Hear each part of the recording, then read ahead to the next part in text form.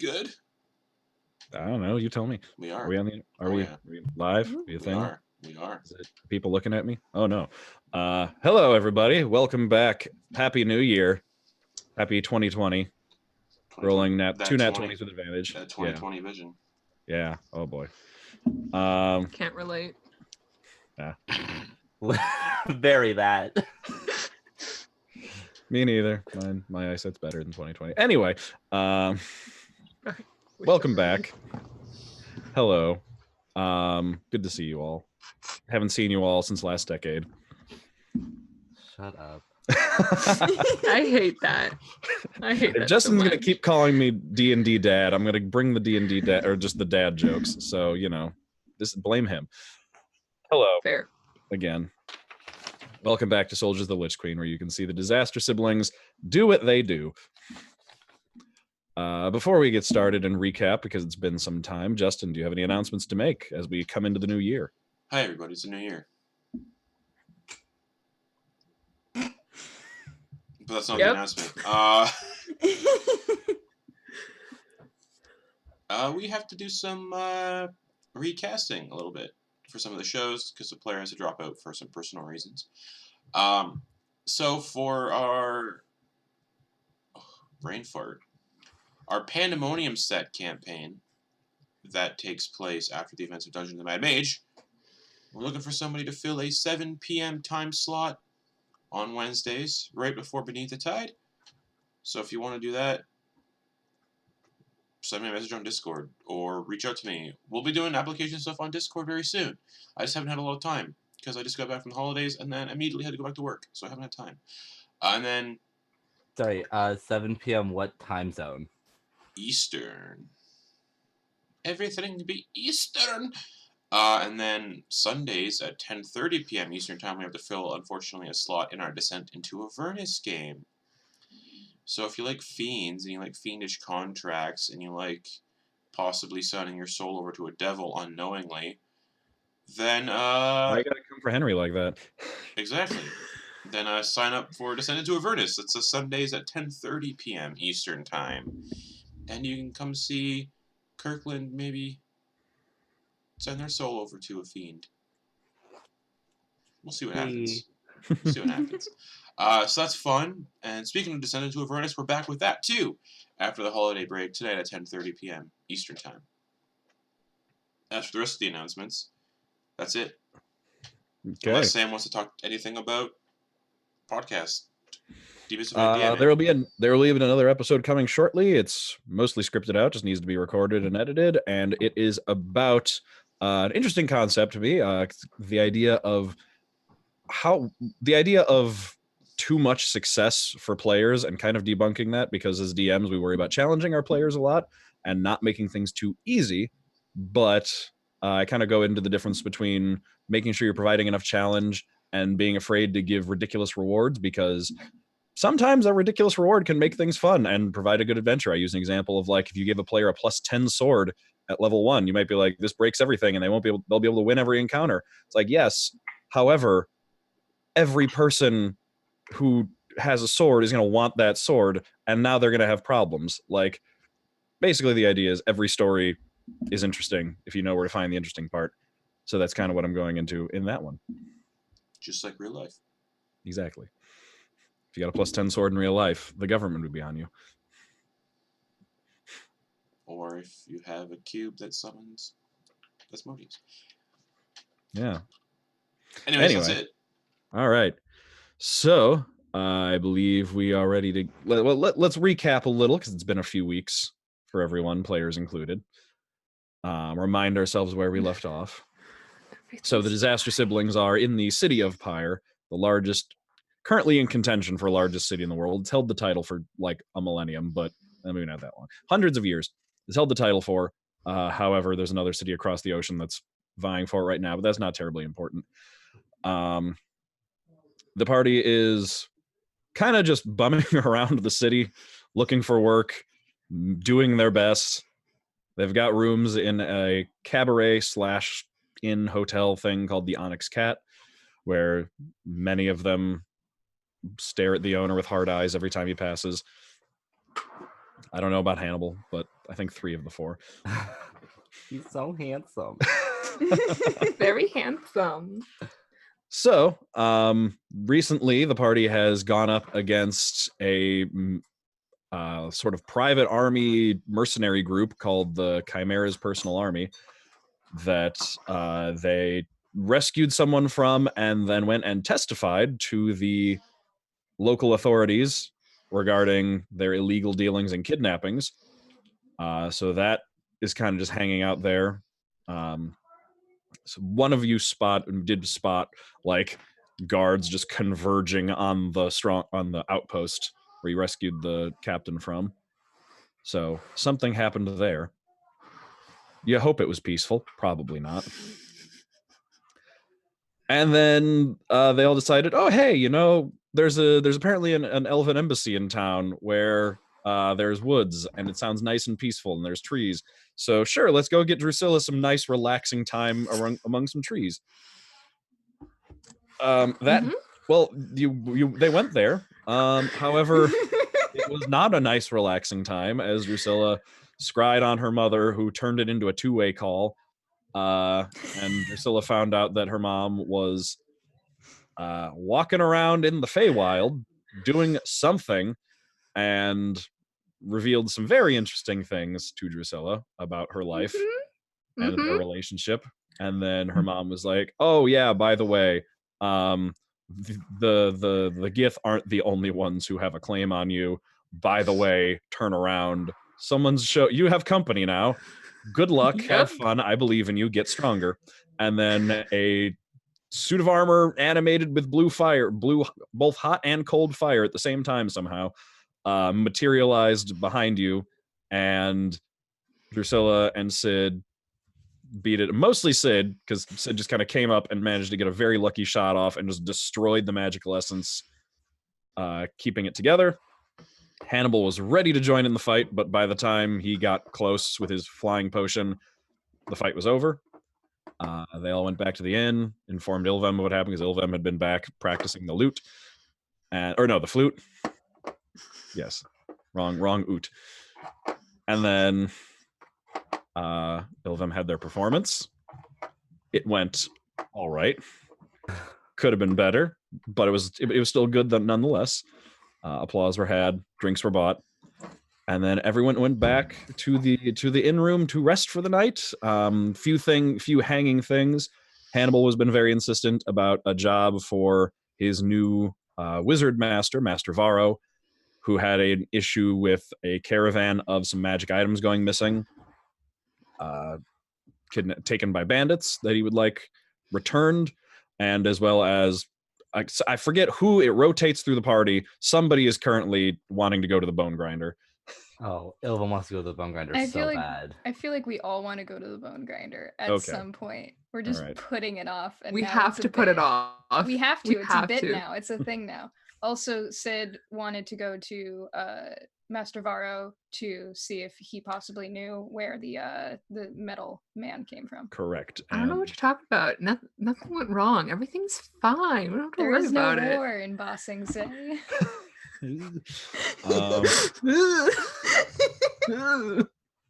Also, Hannibal needs to go and pick up a spell book from Master Varro as well. And his hat.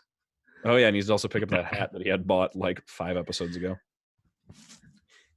and never picked up. So we pick back up, actually with everybody still asleep, and Ilvem,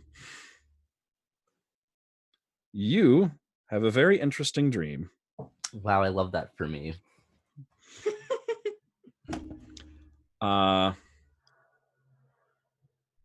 Dream, it kind of interrupts a normal dream. So whatever Ilvem would normally be dreaming about, I don't know, what would Ilvem normally be dreaming about? What's an average dream for Ilvem? Ilvem either doesn't dream or has nightmares. Okay, so probably you're in the middle of a one of those half nightmare, half memories. One of the ones where it's like it's related to something that happened. It's not quite exactly a memory, but it's very similar, but everything is exaggerated and makes less sense because it's a dream.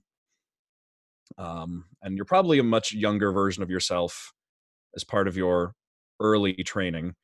Yes. Going through that, and at some point, you end up running through a door, and it goes from being sort of the like sheltered, cold autumn woods of where you were training.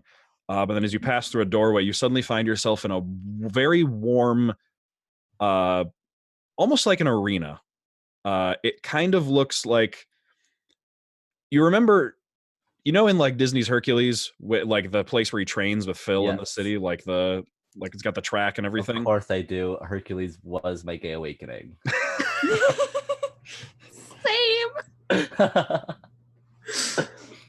So it's basically like you walk through some doors and you're suddenly in like this long oval shaped kind of arena. Looks like there's basically like a track running around it, all sorts of equipment and things. It's much warmer. The sun kind of shines down, and you find that the feelings of fear and anxiety from where you were before kind of just like melt away with the warmth of the sun in this area, and you realize you kind of come back to yourself. You're no longer the scared child that you were in that dream, and you are brought back to the present, and the feelings from that kind of fade away. Love that. As you're standing there, you just hear kind of a as you look up, you see a familiar individual you've seen once before. Ugh, love him. Swooping in and coming to a landing. You see a fairly tall, broad-shouldered, barrel-chested individual with a very dark complexion. It looks a lot more healthy. There's almost like a golden brown glow to him, as opposed to before when he kind of, you could tell he hadn't seen daylight for a while. He's got the sort of shaggy curly hair that almost falls down in front of his eyes, and basically just wearing the white piece of cloth that wrapped around his hips and a pair of feathery white wings as he comes in for a landing. Just kind of gently, they spread out as he glides in and just very gracefully steps down onto the ground and like doesn't even break stride as he lands. And as he looks over to you and says, I see you insist on seeking danger in your life. Oh, yeah, I guess. Hello again. Sorry. Hi. I'm not used to speaking to people very often, so greetings are not my strong suit. It's okay. Are you doing better? Much better, yes. Thank you again for freeing me. Oh, anytime. You just say the word and I'll do that again. Well, hopefully I shouldn't need it. Did you see any of that? Because I don't know what that was all about. Any of what? Exactly that. Well, it's being able to see you has actually been a more recent thing for me. It's strange. I was captive for so long and blind for so long, so the last time I saw you, you were barely more than a baby. And then in the blink of an eye, you've grown. I mean, yeah. Do you like the way I've grown? I should say so, yes. Cool.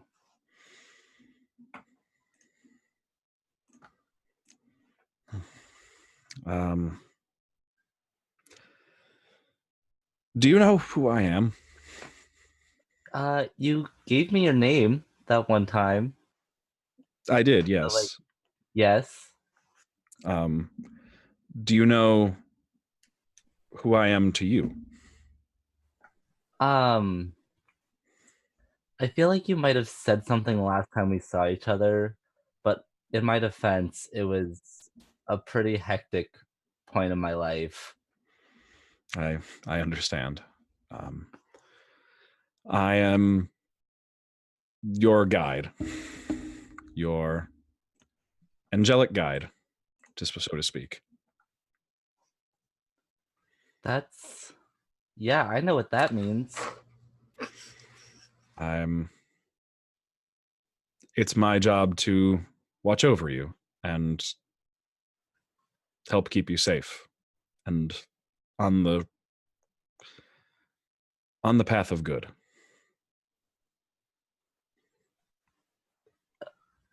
Okay.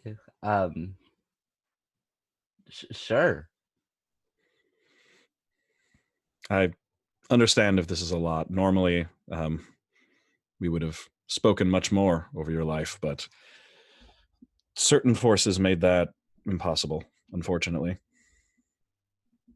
I mean, it sounds kind of weird that an angel or an angelic guide could be stopped, but I mean, that's your tale to tell, I guess.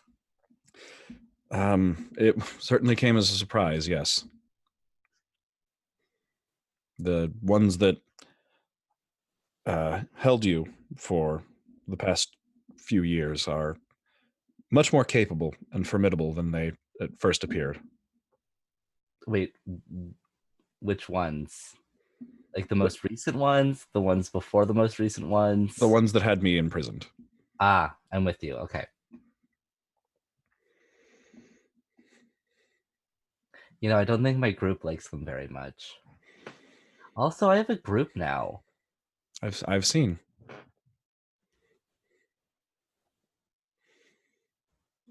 They're weird. They seem nice. I mean, yeah. And it seems that they care for you.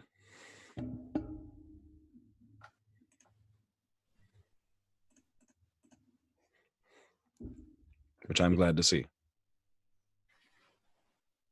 Yeah, I guess. But yes, I am your guide, a servant, an extension of the love of Cord.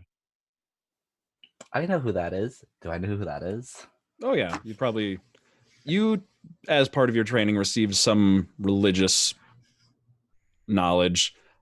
Cord was not one of the gods that you were necessarily raised to revere.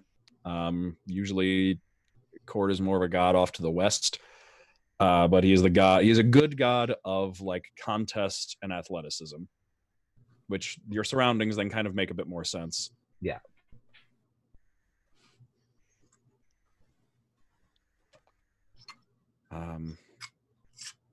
It seems that, if I'm not mistaken, you're heading soon again into danger. I mean, I think we're just gonna go round up some bandits or something. I don't know. Hannibal's been talking a lot about a thing. I really want to go to the Bonegrinder, but it doesn't look like that's gonna happen anytime soon. It just got such a cool name, you know? Bonegrinder? It does, and it seems an excellent time to prove one's strength as well. Yeah. Also that, but mostly the Bonegrinder.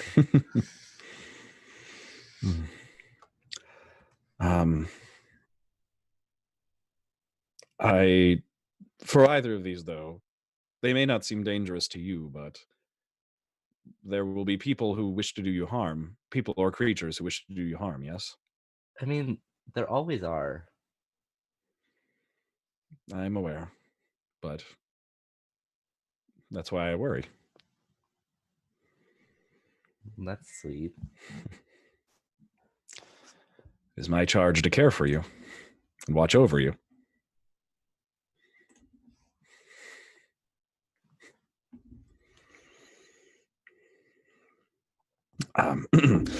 Normally, I'm not supposed to aid you directly. I'm only supposed to provide guidance.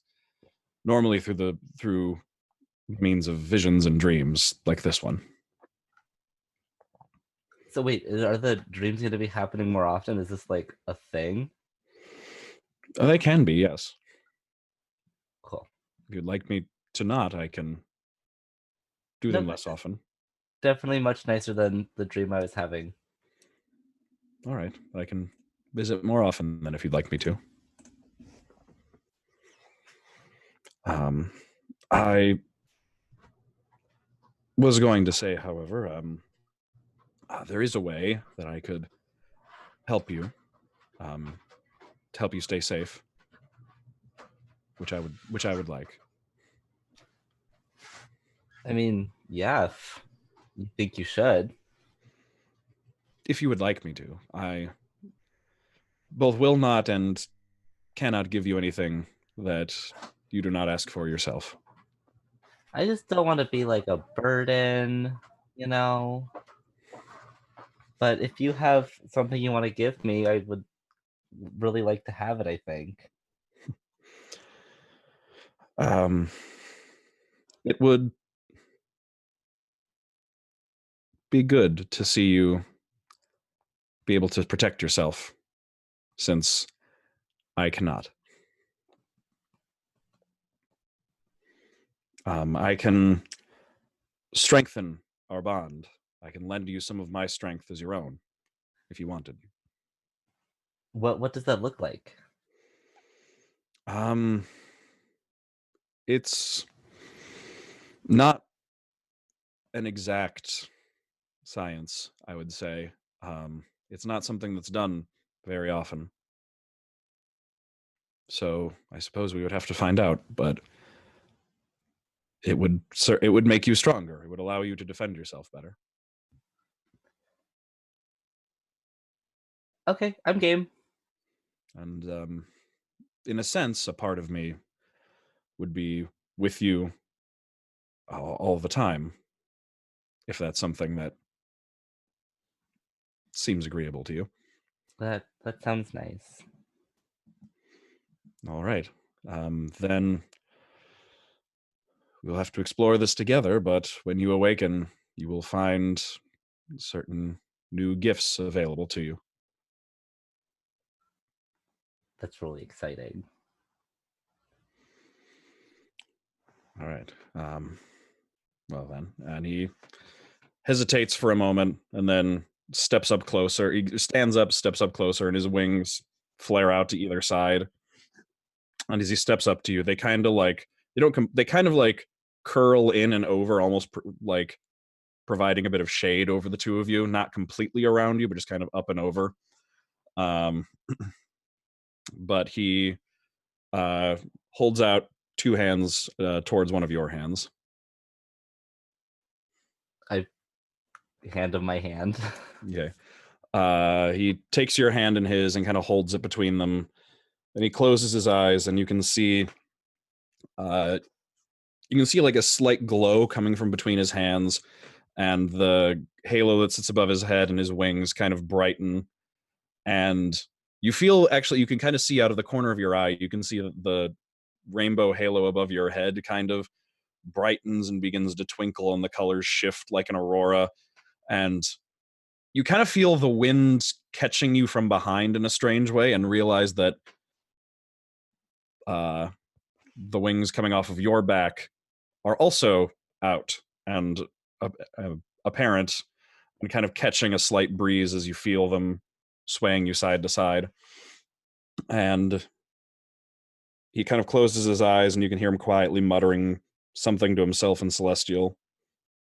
And then when he releases your hand, you can see on the back of your hand kind of this very flowing, swirling kind of symbol in like golden light emanating off the back of your hand that then slowly fades away.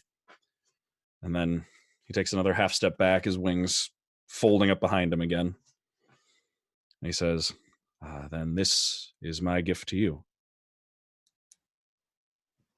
Cool. I believe it's nearly morning now, so I should let you return to your friends. I mean, friends is maybe pushing it, but okay. It was really nice seeing you again. It's always nice to see you, Ilvem. Okay. Bye. Have a good day. And then he kind of waves to you, and it's like the light around you just gets brighter and brighter and brighter and brighter and brighter until like everything washes out and all you can see is white. And then it starts to dim again as your blinking awake, looking at the window as the sun streams in through the room and you're in. And you look around and you can see that you are back in your room, waking in the morning. As you wake up, though, like the back of your hand does feel warm, almost as if, kind of like how your hand feels right after holding another person's hand for an extended period of time. Like how it feels just a little bit warmer. Like your right hand feels kind of like that, the feeling slowly lingering as you wake up. Is there a mark there? It's not visible currently, no, but you can definitely still feel a slight connection there. Like the feeling doesn't completely fade. Cool. And everybody else wakes up as well. Ah! So, who was on watch? Because I know it was between Sid and Drew. for I think watch. Sid took first watch, and then you took second. So And took Drew is. second watch. All right. Just chilling, meditating. Okay. So you're out there in the living room as Hannibal, Sid, and Ilvem all wake up, and one shortly after the other. Hello, everyone. How did we all sleep? I need a spell book. Yeah, I'm ready to go to the wizard's house. So here's the plan. Okay. Spellbook, Bonegrinder.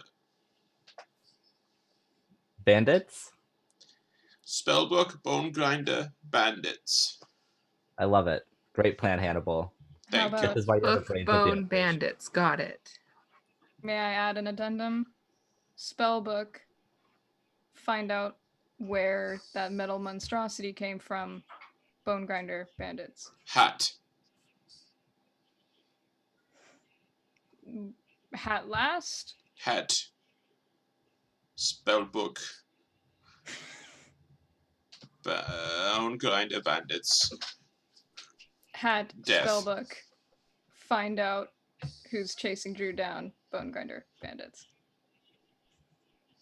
Sure. What a fun day.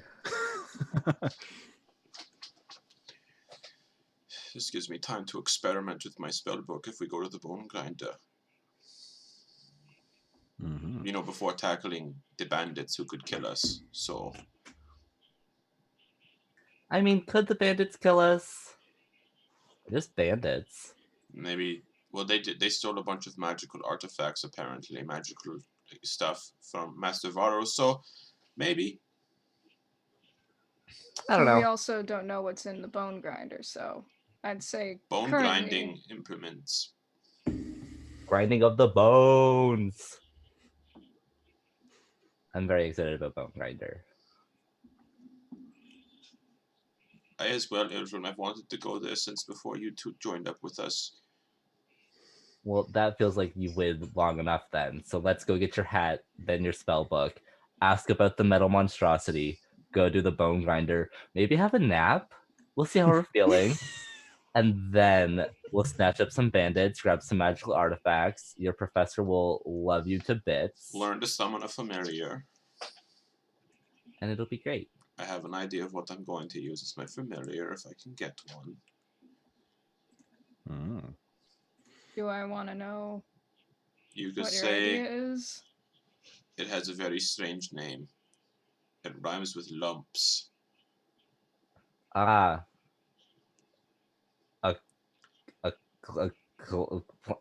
Yeah, one of those. Let's go. Okay. You know where the hat shop is? Lead the way. Okay, I make my way to the hat shop. Okay, Immediately, I scoop up Moloch, put him in my coat. y'all can leave the Onyx Cat and head back over to like the shopping district of town to find the hat shop, right where you left it, pretty much right on the right inside the main gate of the city, and make your way over inside where the owner is just taking some measurements on another customer and sees you as, my friend, yes, I'll be with you in just a second. Finishes taking the measurements, marks some things down and says, I'll be right back with you. And then rushes over to you and says, hello, how can I help you? I am looking for the garish hat that I have ordered. Ah, yes, that's right. Wait right here for a moment. I'll go back into the back and get it in just a moment. Oh dear. And he heads back into the back of the room, and then he hurries back in. He's got a very like oblong, like oval shaped hat box. It's a good sized box. And he comes back out with it and sets it down on the counter and says, and points at the lid and says, "Would you like to do the honors or shall I?" You can. All right. He reaches his hands down and then picks up the lid and kind of pulls it aside with a flourish, and you can see sitting inside the box the like long pointed, like almost exaggerated Robin Hood hat that you had commissioned with the giant feather. I think it was one feather or multiple? It was multiple. Multiple feathers sticking out of it, just this giant pointed garish hat that you had him commission. And he's like almost bouncing up and down in excitement as he reveals it and says, "There you are. Oh, The hat you ordered." wunderbar. I take off the bowler hat in front of everybody. Mm-hmm. So they see my 3 mohawk fins kind of just... They go, "Oh, excellent." And I grab the Robin Hood hat and I slip it on. Mm-hmm. Fits perfectly. How do I look, everyone? Do I look dashing? I don't know what dashing means. So maybe. I can say it is certainly a hat. I think it looks kind of cool, though. Thank you, Ilvem. Mr. Hat person, Yes. thank you for your time. Of course. It was a privilege to work on such a magnificent project. I might have to commission more hats from you for my compatriots here. Well, I would be happy to assist you with that. I have the perfect idea for each of them. Oh my goodness. Well, I'm very eager to hear your thoughts. Do you make hats for dogs? I never have before, but I certainly could. We'll come back to that. It's so cute. I look over at the other customers here. Mm-hmm. You have a very large head. The hat will fit you very well. I'm sorry, what? You're welcome. Have a good day. And I leave the hat store. Okay. All right. You can see the owner like rushing over to that guy to calm him down as you exit. Everybody else is kind of left in the hat shop as Hannibal just books it out. I think they'll be like, "I think your head is perfectly normally sized. Also a good one.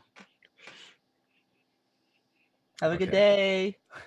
So you're just gonna leave. Okay. Not say anything, not look at anyone. Gone. Mm-hmm. Yeah, same with Drew. Okay. And you are all outside. So next stop, Master Varro. Spellbook time, everyone. Get ready for me to turn you all into toads. Ha! I will kill you. You can try. On the way there. What?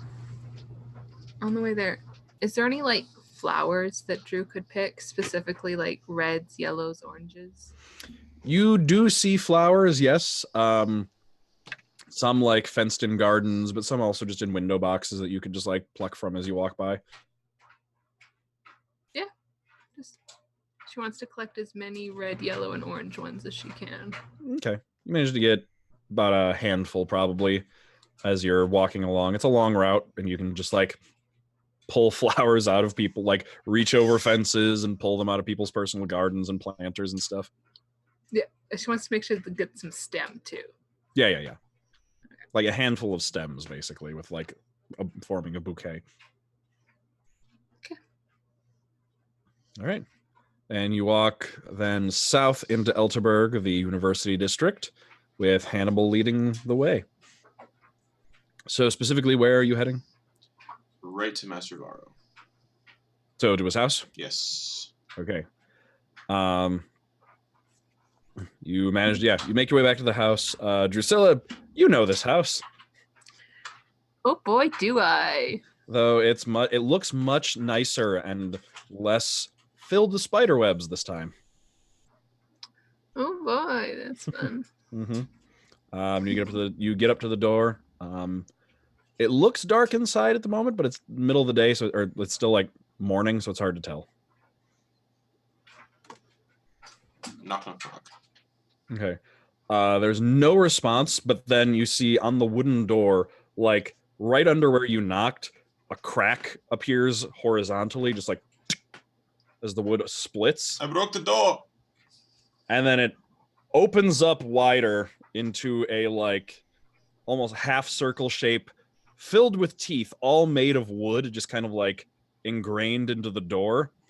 It says, "If you are a visitor coming to inquire about any sort of business, I am unfortunately at work at the university. You can find me there in my office. For any other inquiries, you may wait later, and I will return. Thank you." And then it closes and the line seals back up again. Oh, it's like a magic mouth. And I just, okay, university, I guess. And I start walking towards university. Okay. Not waiting for anyone. All right. So the door just, Hannibal just walks up to the door talks to him, and then he's like, okay, and then just turns and leaves. All right. It did that the last time we were here. So, yeah, you make your way back. You make your way over to the university campus, which you've been there before, so you find your way pretty quickly. It's a large, kind of sprawling campus with large buildings, all of which look very, very old. You recognize the library where you all went to fairly recently. Mm-hmm. And Hannibal, there's signs where you can direct yourself and make your way over to specifically the School of Magic and the building that houses that and magical study. And you can make your way over. It's a very large area, so you might have to ask around to see if you can figure out where Master Varro is specifically. I approach the nearest student. Okay. Hello, fellow student. Hello. Who are you? My name is Hannibal the Brave. This is my hat. Yeah, that's a nice hat. I am a new student of Master Varro. Do you know where I could locate his office to speak with him about getting my spell book? Well, I think he's teaching right now. Probably third floor of that building over there. Couple classrooms in. I think he's teaching some kind of class on magical theory. I don't have him. I'm on my way to history right now. Thank you, Daniel. No, that's not my name. But good try. And I just wander. Well, so that's how today's going to be. He just turns and walks off. Sometimes it be like that. Mm-hmm. Yeah, really do. So you can go into the building and make your way up. You can see that this place, there's a lot of care put into this and history put into the construction of this building. A lot, like the closer you look at it, there's a lot of intricate design. Like as you're going up the stairs, very smooth, well-maintained tile stairs with like a banister that goes up, and each of the banister heads is like intricately carved into like the head of a lion, and you can see like the individual hairs of its mane coming down, and then just like intricate designs around the base and things. Like there is artistry put into a lot of very detailed places in here. This is clearly some place that someone put a lot of effort into at either building or at the very least like refurbishing. And it's lit by the inside. You can see places where it's the middle of the day right now, so there's a lot of windows letting light stream in. But you can see that where later at night there are what almost look like torch sconces, but instead of a torch sitting in them, you can just see a tall, clear crystal just set into them that currently they're just kind of refracting and reflecting the light that hits them. And eventually you can make your way up to the third floor where you can hear Master Varro's voice faintly coming from down the hallway. It's just a long hall with a rug running down the middle, dark wood floors, white painted walls, and dark wood doors. Very tall, like those like really tall, like 10-foot tall doors at even intervals throughout the hallway. You can hear his voice kind of echoing from further down. Well, crew, I think that is our destination. Maybe we shouldn't interrupt him. definitely think no interruptions. Maybe My we three should teachers stay out here. You're hate it. supposedly his student, so you might be able to sit in on the class and talk to As him long when as he you're has a quiet. moment. You True. have to be Goodbye. And I just sprint off Quiet, down the hallway. Hannibal, quiet, respectful. Be quiet in the class. He's gonna get kicked out. He's gonna get all of us kicked out. We don't know him. I've he never gets once kicked met out. him. Sprint down the hallway. Slow down as I approach the door. Okay, yeah, you can hear his voice coming through the door in there. Compose You like myself. listen to each one.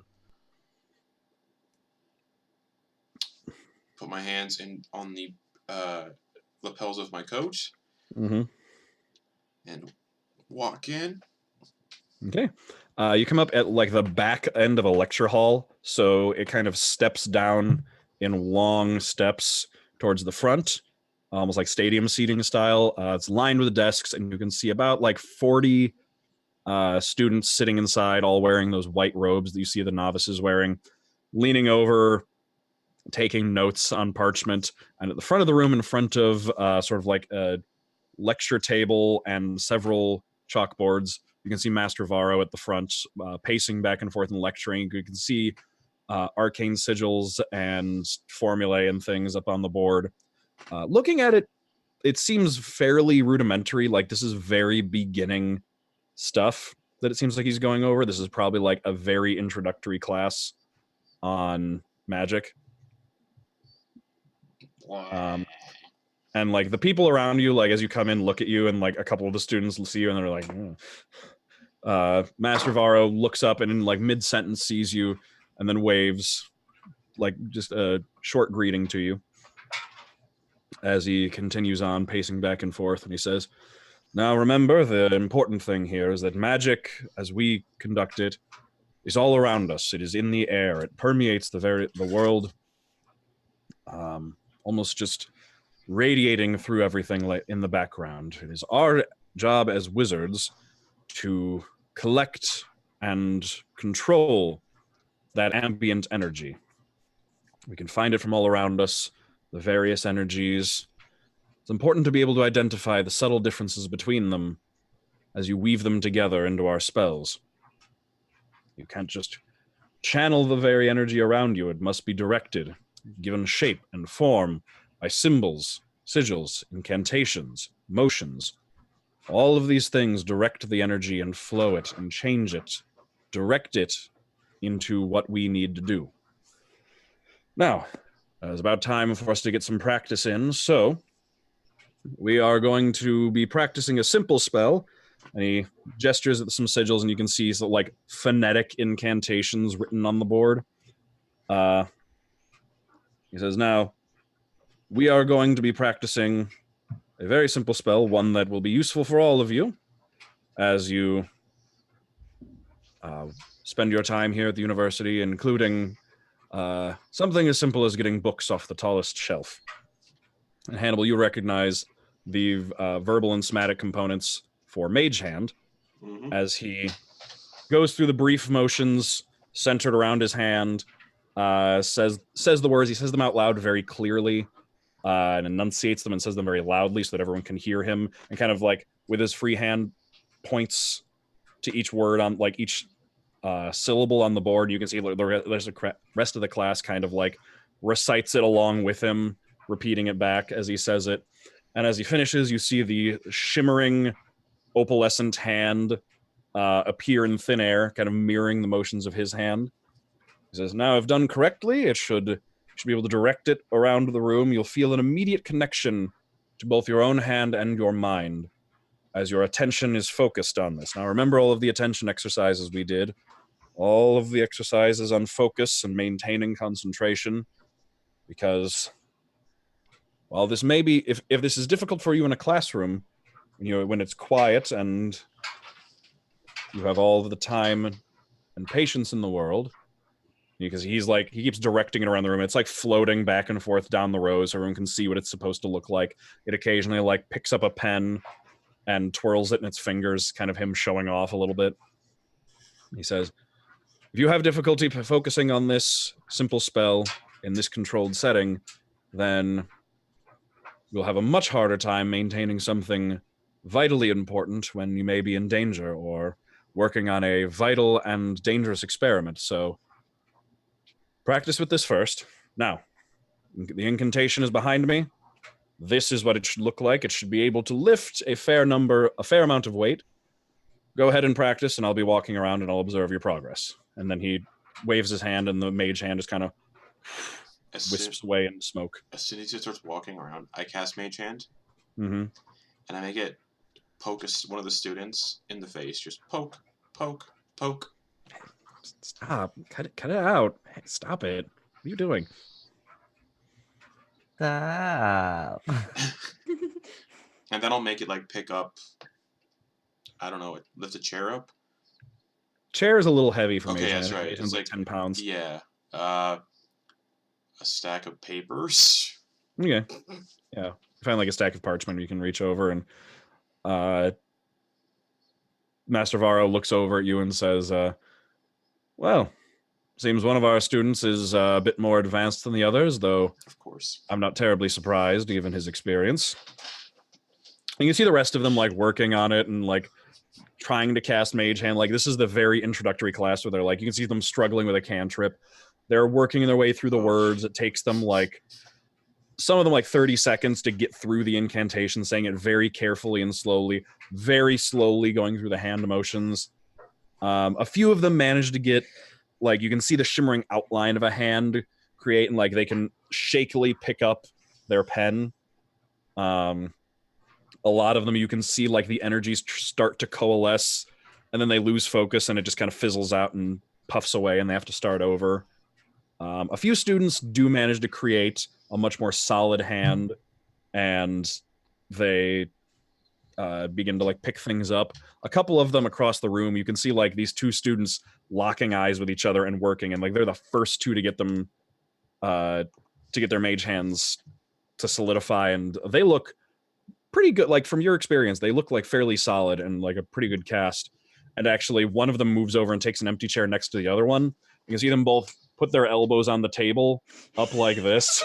Nice. And then the mage hands clasp in midair. And you can see the two of them concentrating as the mage hands are like pushing back and forth against each other. You can see like the classroom rivalry here between these two as they wrestle. And you can see Master Varro, like he's over by you, and you can see down to the front row where these two are, and you can see him just roll his eyes as he comes up next to you. And and he gets to you, he says, hello, my new student. How can I help you? Hello, Master Varro. So, I just came to inquire about a spell book. I imagine they are quite important to visits, and I would probably most likely need to get my hands on one to actually do more than just Mage Hand and whatever else I can do. Ah, yes, of course. Oh, yeah, when you cast Mage Hand, was that a wizard cantrip or was that an artificer cantrip? Artificer.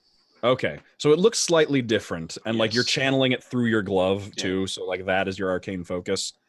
And he says, I believe you should be, with your experience, a quick study.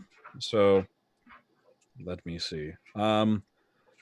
He takes something out of his pocket, and you can see him like weave a bit of what looks like thread across his fingers, casts a quick spell on it, and speaks into it.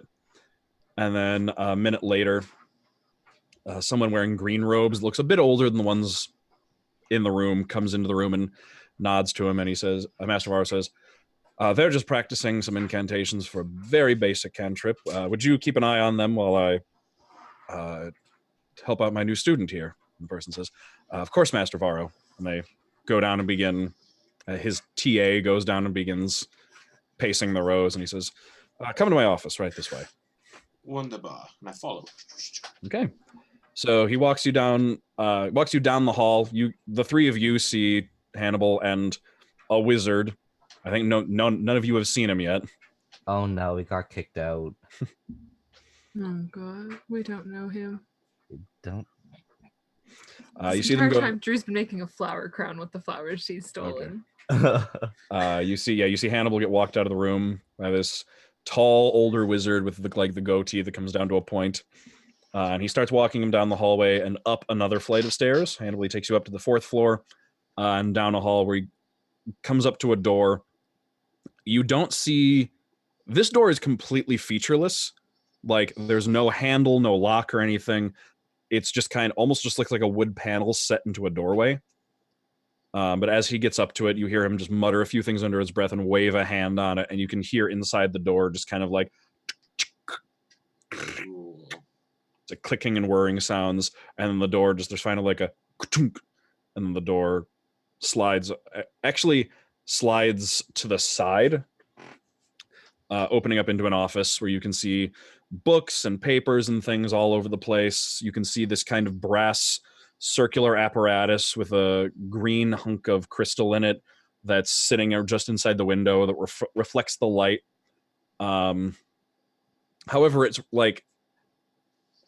it's strange because doesn't look like it's reflecting the light in a direction that the sunlight is hitting it from. Like, it looks like it's reflecting something else, if you could describe it that way. It's almost like it's casting a shadow in the wrong direction. Okay. Just looks very weird. And then all sorts of shelves and things around with the very wide desk set in the middle of the room with one chair on one side and then a couple of less comfortable looking chairs on the other side of it. And then he goes over to a bookshelf and then peruses around and pulls out a fairly simple book about this big, a little bit slightly bigger than like a novel-sized book. Leather bound with a buckle that attaches across the front to keep it closed. He says, "Here you are, your very first spell book. Oh, wunderbar. Now, you're probably going to need you're going to need to put some spells into it. Yes. So, he goes over to another section of the shelf, waves his hand. It just looks like a panel, like in between shelves. He waves his hand, and you can hear that same clicking noise, and a panel pops out and then swings open as a door, and you can see inside. You can see the inkwells where, as the light catches them, like the ink inside of them kind of shimmers in this almost rainbow pattern, kind of like an oil slick on the ground when you see it, like the sun hit it. Okay. But it kind of like shifts and moves, and he takes out a couple of them and then hands them over to you and says, head downstairs. We have on the first floor, the eastern side of it. If you go through the door over there, we have a small magic library here for students to use so they don't have to go all the way to the library. And he goes over to his desk. You can see like a stack of form letters, basically. And he picks one that he's pre-written. He picks one up, he dabs a quill and ink real quick and signs the bottom of it and hands it over. He says, and this should give you access to our early spell library. And I've given you enough materials to copy over a few spells to get you started. Oh, wunderbar. Also, where would I go to get the components required? The 10 gold pieces requirements for a find familiar spell. The spell library downstairs also, there's a section for material components and purchasing. Anything simple and basic like that should be within stock. Once you're done copying, if you just go to as you go through the door on your left, there should be sort of a window. There's a bell. If you ring it, there should be a student tasked with manning the window, and they should be able to help you get any basic supplies you need. Oh, excellent. Thank you, Master Varro. Of course. Good luck on your studies. Thank you, and good luck with your students. Thank you. I should return to make sure that none of them have attempted to blow anything up. That's fun, though. Okay. Yes, but not without supervision. True. Thank you so much. Of course. He kind of gestures back, and the door slides open again. And I sprint down the hall, back towards everybody and towards the library. And as I run past him, I go, just a second. You see Hannibal sprinting past. Sid's gonna cast message after him. Did you ask about the thing? Nope. I forgot. You all do see the wizard that he was talking to shortly after come down the stairs on the far end of the hallway and start coming back towards the classroom. We got interception. Yeah, Sid's gonna stand up, presuming he having done like the college like wall sit, Oh god, yeah. Same. and just stand up and just address him really quick. Master Varro, was it? Yes, that's me. How can I help you? My apologies. I don't want to keep you from your class, but I had a brief question where, with Hannibal. Oh, all right. Yes, you're his siblings. Yes. You could say that. Yes, we are. I'll be honest. I had imagined you differently. Yes. But we had a brief question. Drew here was recently attacked by a metal figure of some kind that seemed to appear out of nowhere, and I was perhaps wondering if you had any means to locate where it might have come from, or if there's currently anyone tracking her. Well, I suppose I could. When you say metal individual, do you mean those all metal automaton-like fellows that remnants of the last war? Do I? So he's describing a warforged, which would be Okay. like actual like automaton, like mechanical person, which this was just a animated suit of armor, basically. Okay. No, this seemed to be more a suit of armor, I guess you could say.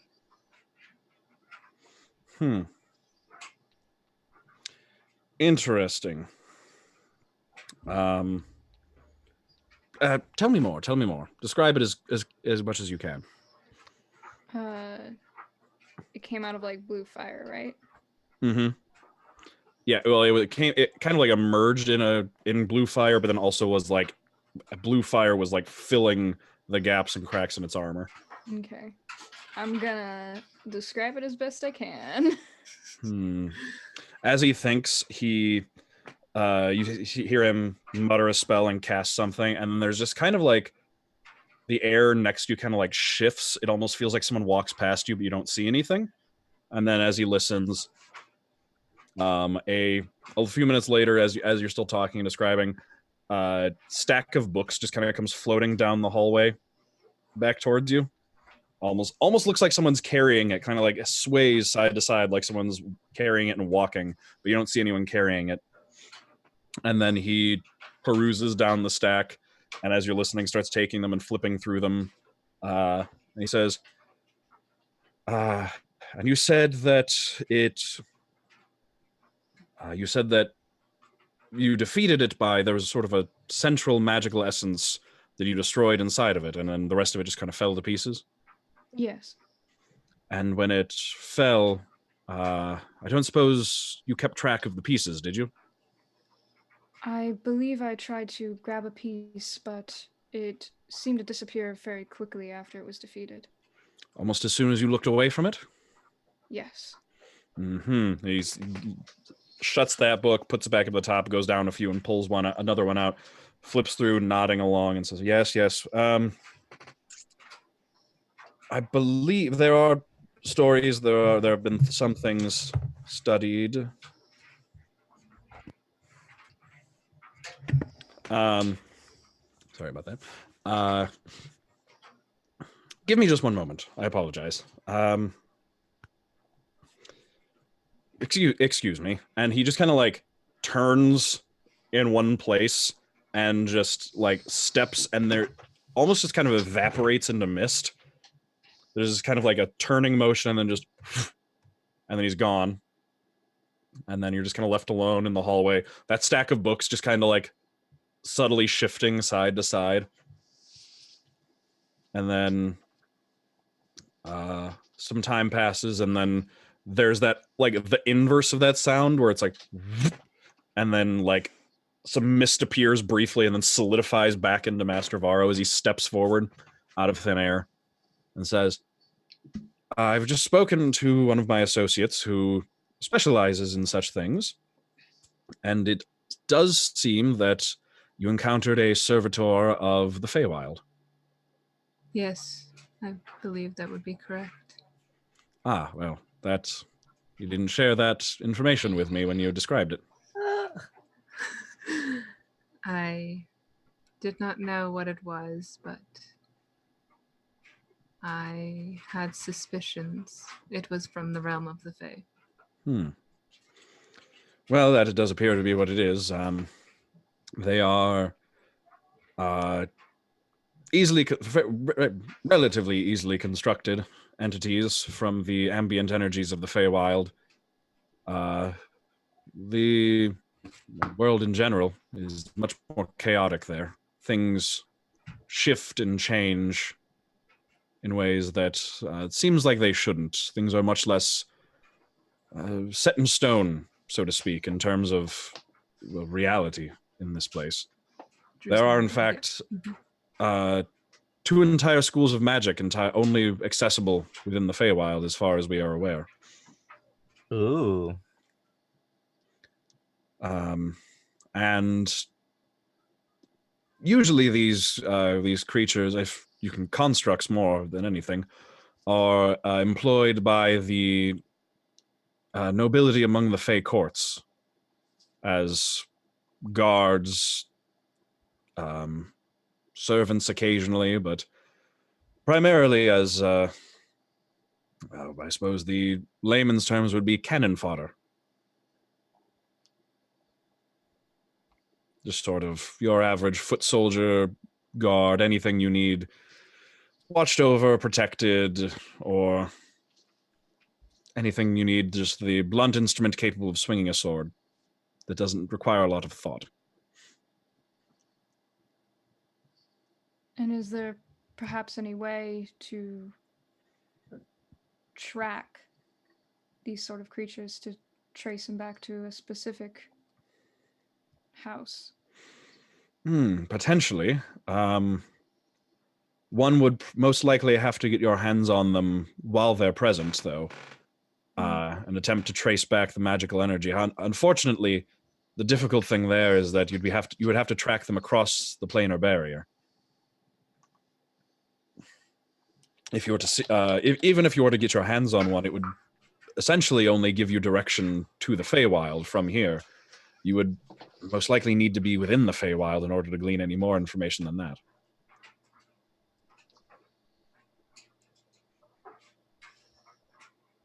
And by chance, do you have anything available to you currently to possibly see if there's anyone from the Feywild currently tracking or looking in on my sibling here? There is something I can do, and as a favor to my newest student, and because I believe you are going to be performing a favor for me, in the interest of aiding you with that and making sure you're not interrupted, yes, there's a room downstairs that is particularly helpful for investigating magical signatures and energies, so let us follow me.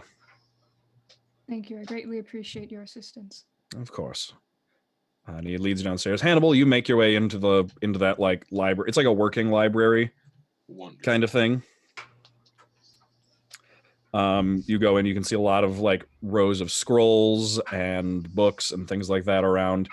And as you go in, there's looks like an older student. This is kind of like their work study, who is sitting behind the counter and says, she's currently like leaned over the desk, making notes. Looks like probably doing some research or homework basically while on the job, since it's a pretty quiet day right now. As you come in, she looks up and says, hello, can I help you? I am here through, Master Varro sent me here to fill out my spell book, and I show her the form. All right. She takes the form from you, looks over it briefly. You can see she just looks for some key points, and then, those like receipt spikes where it's like just the metal thing, you just stick the receipt on it. So there's one of those that she just like sticks it onto. And then she says, all right, the spells you have access to are in the unlocked shelves right over there. You can just find them in the books. And I believe he gave you the materials needed to copy them down. He did, yes, thank you. Mm-hmm. There you go. And I saunter over. Okay. Yeah, you can find access to basically every first level wizard spell. All right. Do you want me to tell So- you which ones I'm putting in the book? Sure. All I'm right. curious. Do you have to put cantrips in the book too, or no? No, so cantrips, there are books and like there are things for cantrips. You basically, as you've been kind of practicing and getting ready, your cantrips are memorized. So that's why, like, if you're without your spell book, you can always cast cantrips. I think they usually don't even require material components. They do not. Sounds good. So yeah, they're ones that you can just do. Those are like rote spells that you've memorized.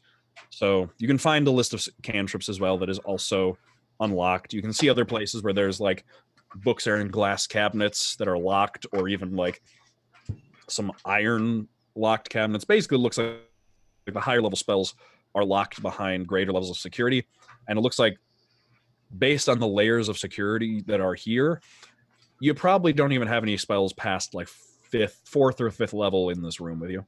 Okay. So I will transcribe find familiar. Okay. Id insinuation. Ooh, interesting. And mage armor. Okay. Yes. All right. So you take some time to copy those down. He gave you exactly enough ink to copy down your starting spells, pretty much. Excellent. And as you're working on that, and also on your way in, you kind of saw that like almost teller desk off to one side where it looks like that's where you can get material components. Cool. Yeah, I'll take the time to copy those in the book. Mm-hmm. That's going to take you some time too, yeah. Yep. And then whenever that's finished, head over to that teller and buy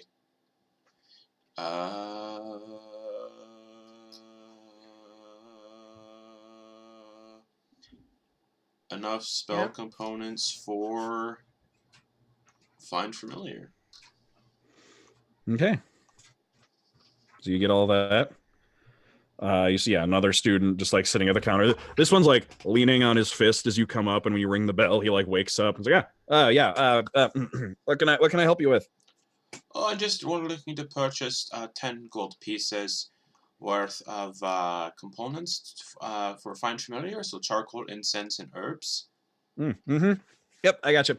And he turns around and goes. You can see there's like the walls are just lined with these little drawers. And he pulls one back and then takes out like a bundle wrapped in brown paper. You can see the drawer, like from where you are, it's one of the drawers closer up, and you can see find familiar inscribed on the drawer. Looks like all the spells are all the drawers are labeled by spell. And as he lays it out to you, it looks like it's a pre-wrapped package. Basically like a pre-wrapped package of all the components you need exactly for find familiar, all just wrapped up together. Excellent. 10 gold pieces.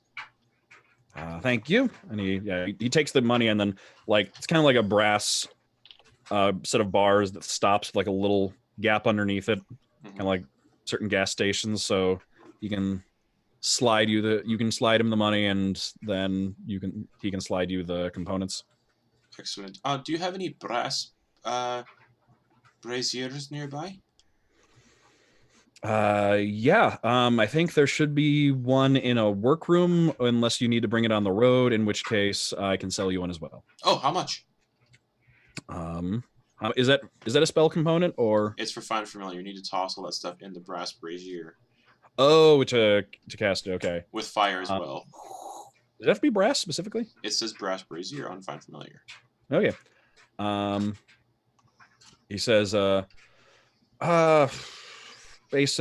a basic one, just for capable of doing some incense burning for some relatively rudimentary spells. Let me see.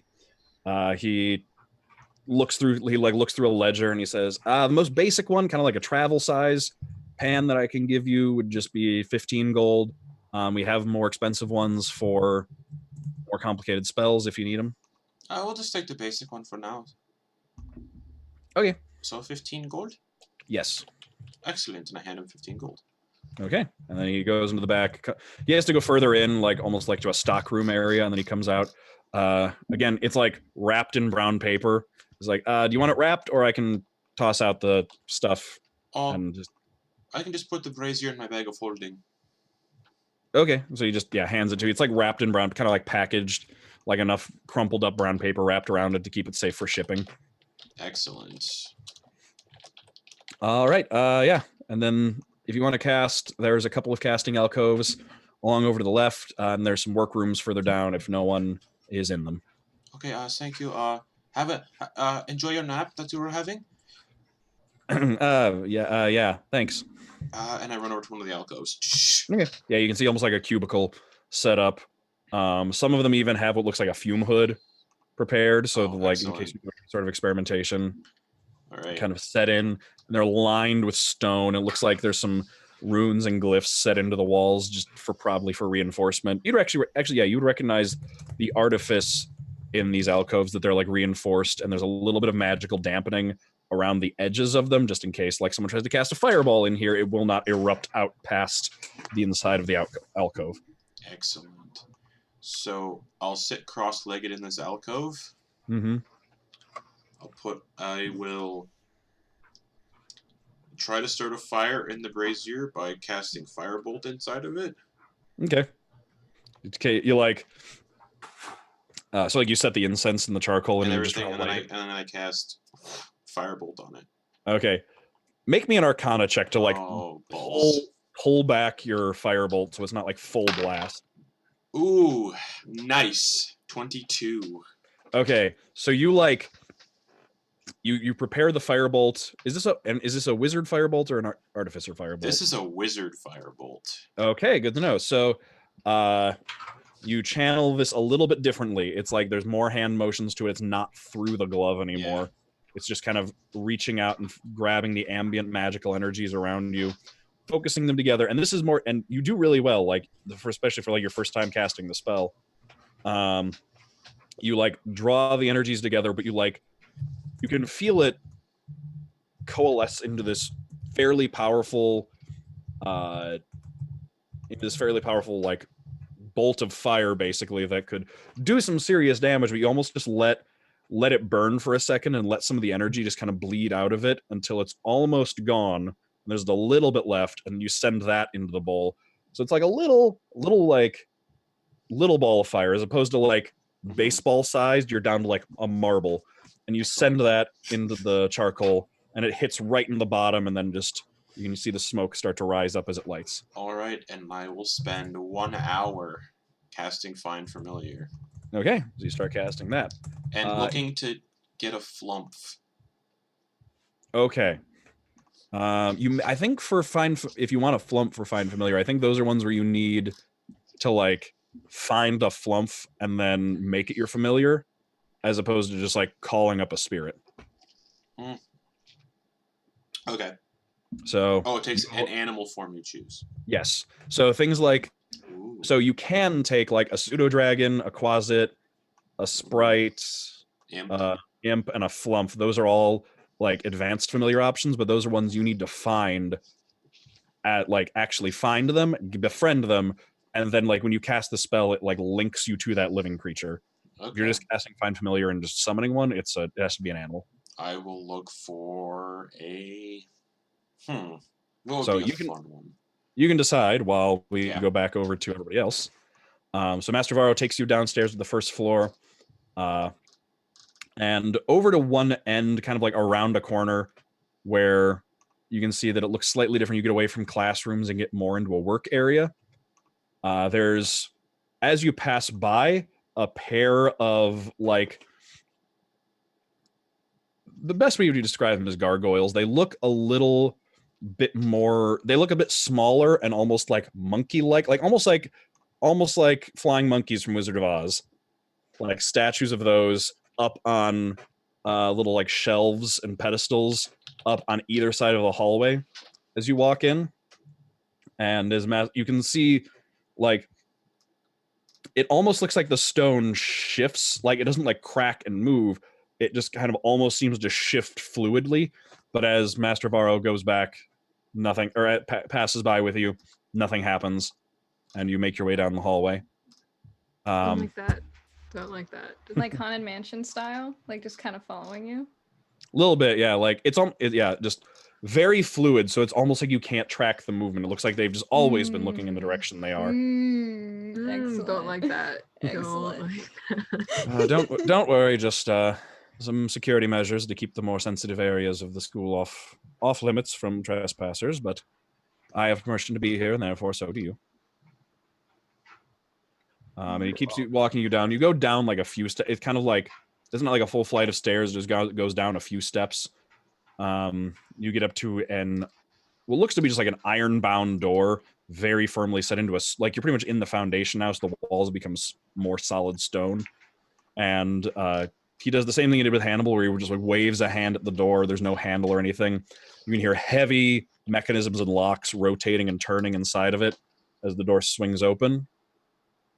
And then he steps inside. He steps inside to the dark room. As he steps in, though, he waves another hand, and you can see sconces with those clear crystals that you saw in like the stairwell. You can see them set around the room, and as he waves a hand, all of them just kind of illuminate into a bright, clear white light that lights up the inside of this stone chamber. You can see that there's basically like two sets of, the side of the room you're on goes like into two sets of curving stairs that go down to a lower level, while the middle of the room kind of extends out into kind of like a platform staying at about the same level you're at. And just beyond that platform, you can see what appears to be a set of rings set one inside the other, all made of brass, kind of sitting horizontally, all attached to these arms and mechanisms attached around the room, and with a brass platform in the middle. And you can see all sorts of sigils and symbols and runes carved into and inlaid into these brass rings. And he says, this chamber is specifically for exactly what you asked for, investigating ambient magical energies of things, usually items, but it can be performed on people as well for determining any lasting magical effects. Sid will turn to Drew. Are you all right with this?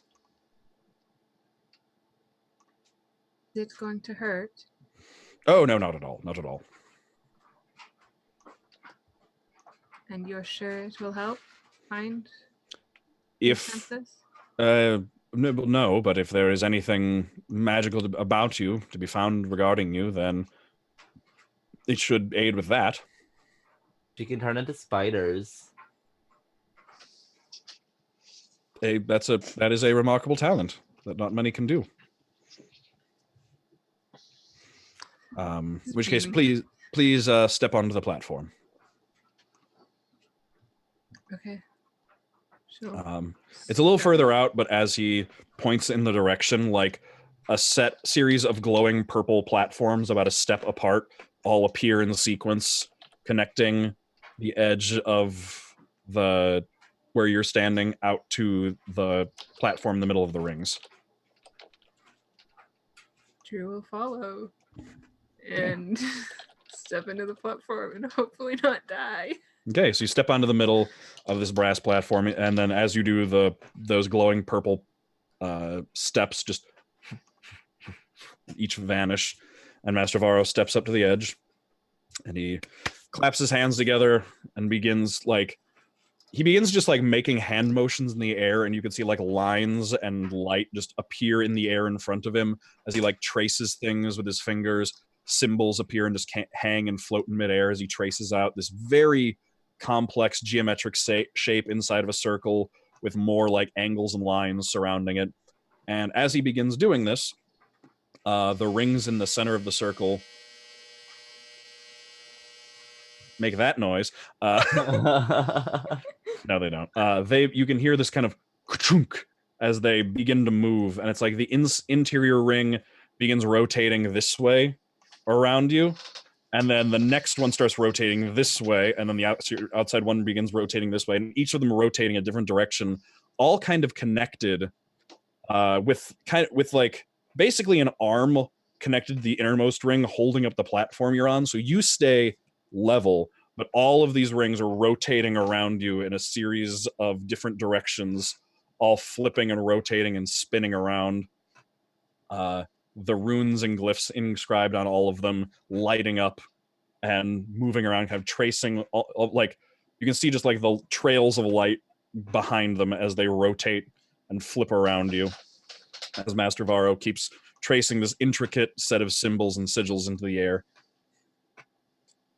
He says, "Don't worry, perfectly normal. Just the apparatus at work." Does it hurt yet, Drew? No. It turned off until I went off mute, and then as soon as I went off mute, it started again. That's really funny. So as he is doing this, you can see kind of like it's almost like the air in the room and inside the rings begins to like glow slightly, almost like when you hit fog with a bright light, how like the air around you seems to light up, kind of like that inside the circle, but instead of being like a bright white and reflecting the light of the crystals in the room, it's this bright cobalt blue color. And then like you can see him, he inscribes like another set of symbols, and that color kind of fades, but as it does, you can see that there are 3 lines, almost like tethers, that seem to just kind of come towards you. Not exactly like, you can't see where they connect.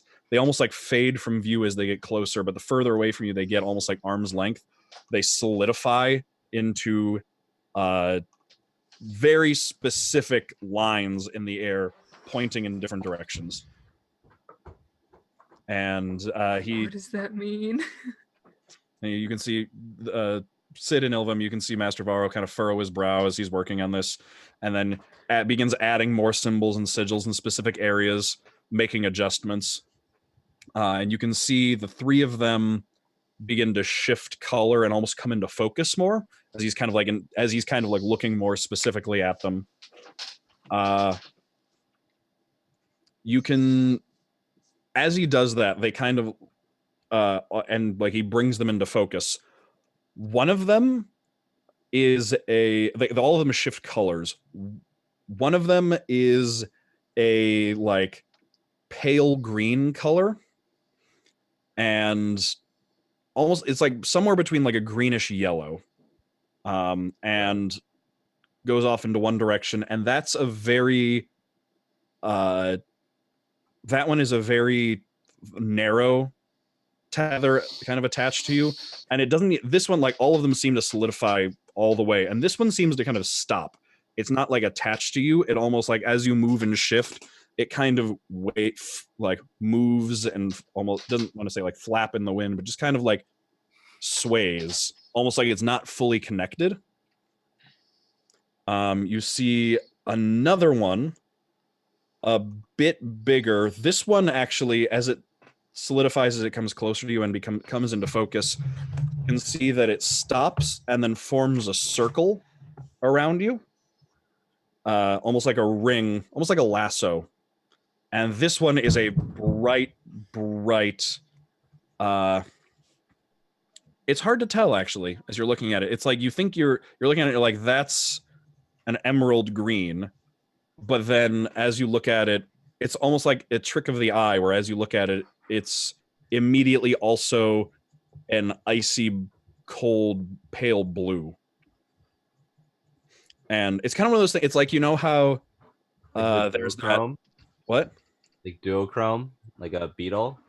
Kind of, yeah. Or like, it's actually more like, you know how there's that image of like the shadow of the ballerina rotating, and if you like, depending on what you're thinking, you can either make it be rotating either way, right. yeah. It's one of those things where like, depending on what you're thinking about as you look at it, it is one color or it is another color. Like you can see it as both, but like differently, just depending on how you're looking at it. The third one, however, you can see comes all the way. The other 2, like I said, they stayed almost a distance. Like the one of them just kind of actually like waves in the air, like it's not fully attached. The other one is kind of goes around you, but does not like, it doesn't seem like cinched around you. It just kind of like forms a ring at about a foot distance around you. The third one if the other two look like the pale green one almost looks like a piece of string, the green/blue one almost looks like it could be thin rope.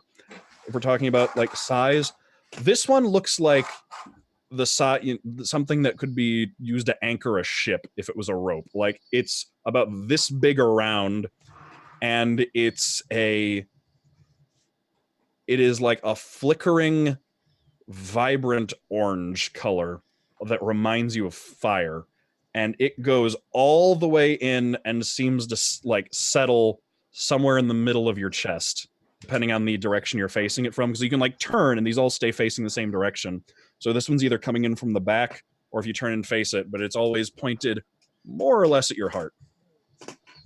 And this one like goes into you, and it seems to be like anchored within you. That's fun. Mm-hmm.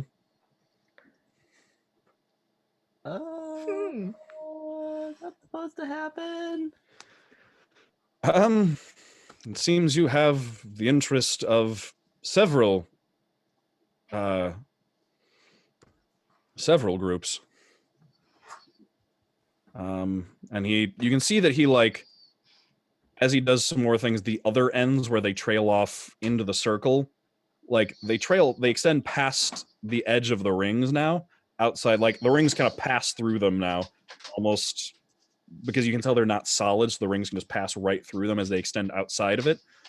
He says, I'm going to try and determine a direction, see where these are attached to.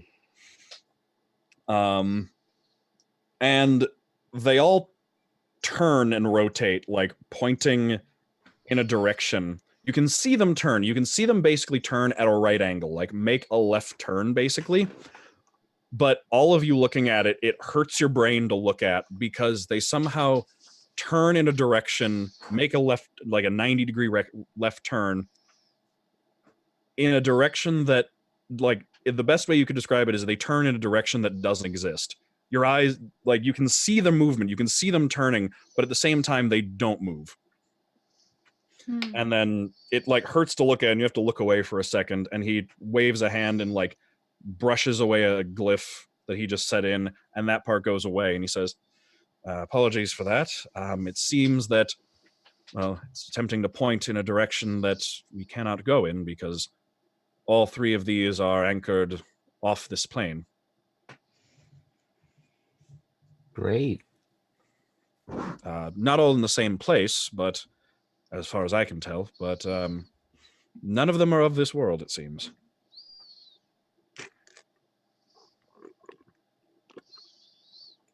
But So they're all connected to me. Yes. Well, he points at the pale one and he says, this one appears to be more a connection of observation. And that's it. Just something to keep track of you, I would assume. The second is, then he points to the one that kind of loops around you. He says, similar, but there is a strange old magic to this one. Sense of obligation. If you have any connection to the Fae, as you mentioned, this would be the sort of thing a Fae bargain or deal would manifest as. Cool. And what about the third one? I'm sorry to say that one, and the most interesting and clearly the strongest of all of them, I find baffling. It is unfamiliar to me. Old, and clearly it is connected deeply to you, unlike the others, in a way that is...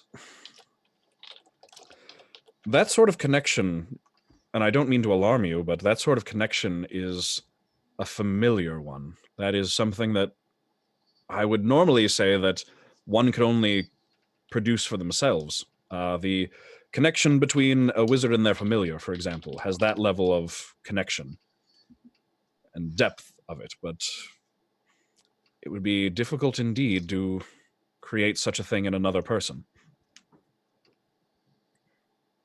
Even a parent creating it for their child? Well, I suppose actually that would be a familiar connection by blood is a strong magical bond, and given enough time, a parent could potentially create such a bond, I suppose, yes. Being that we are siblings and connected at least partially by blood, would you mind perhaps performing this same test on me? I'd like to see if there's any similarities. Of course, yes. And he like, you can see basically the glyphs that he's traced in the air are kind of like vibrantly glowing, and he casts another set of symbols in the air and like twists them, and you can see that it creates this like spider web pattern of lines that then all sort of like converge around the middle, almost like a closing aperture behind this one. And as he does that, all of the glyphs in the air kind of go much dimmer and darker, and the rings just gradually slow to a stop and lay back down flat, the ambient energies around Drusilla vanishing. And then as he holds that with one hand, he extends another hand out and the platforms appear again. He says, if the two of you would like to switch, I already have the incantation prepared. Fantastic. Sid will go up to the platform. Okay. Drew will get off. Okay, you can come back off it. You can tell that it was definitely like there was a little bit of bobbing to it because again, it was like being held up, and the piece holding it up was moving with the ring as well. So, but like there's a mechanism that basically keeps it so you're standing still, but there's still like a slight bit of movement to it. So the ground feels much more solid when you step out. And then Sid stands on the platform. That like almost aperture of lines in the air opens again and vanishes, and then the glyphs flare back into life. All of the rings begin moving again, lighting up, trailing light behind them. You can see the whole process occurs much more quickly now because it looks like he's got the entire spell prepared, as that ambient blue energy appears before then fading and kind of focusing. And for you just, the only thing you see on you is just that one pale yellow-green one that just kind of like trails towards you. Almost like seaweed underwater, like as the tide comes at it. But other than that, you do not see the other two, no.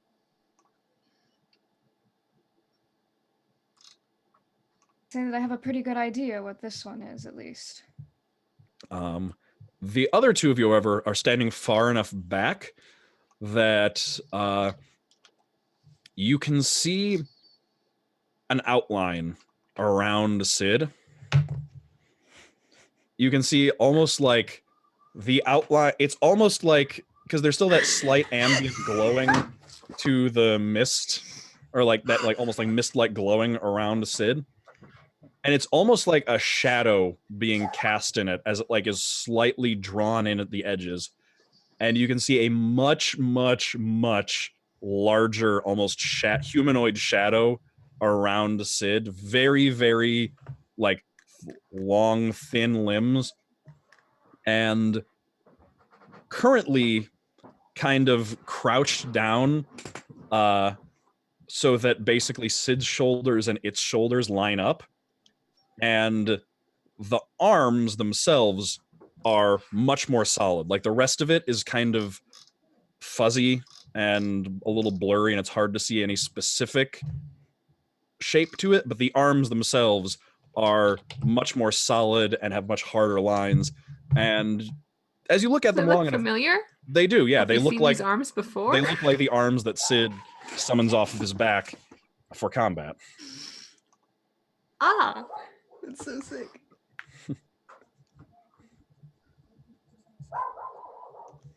And I do not see this. I just see the. Because you're kind of inside of it, so it's hard to see from the inside. You're basically standing too close to it to notice.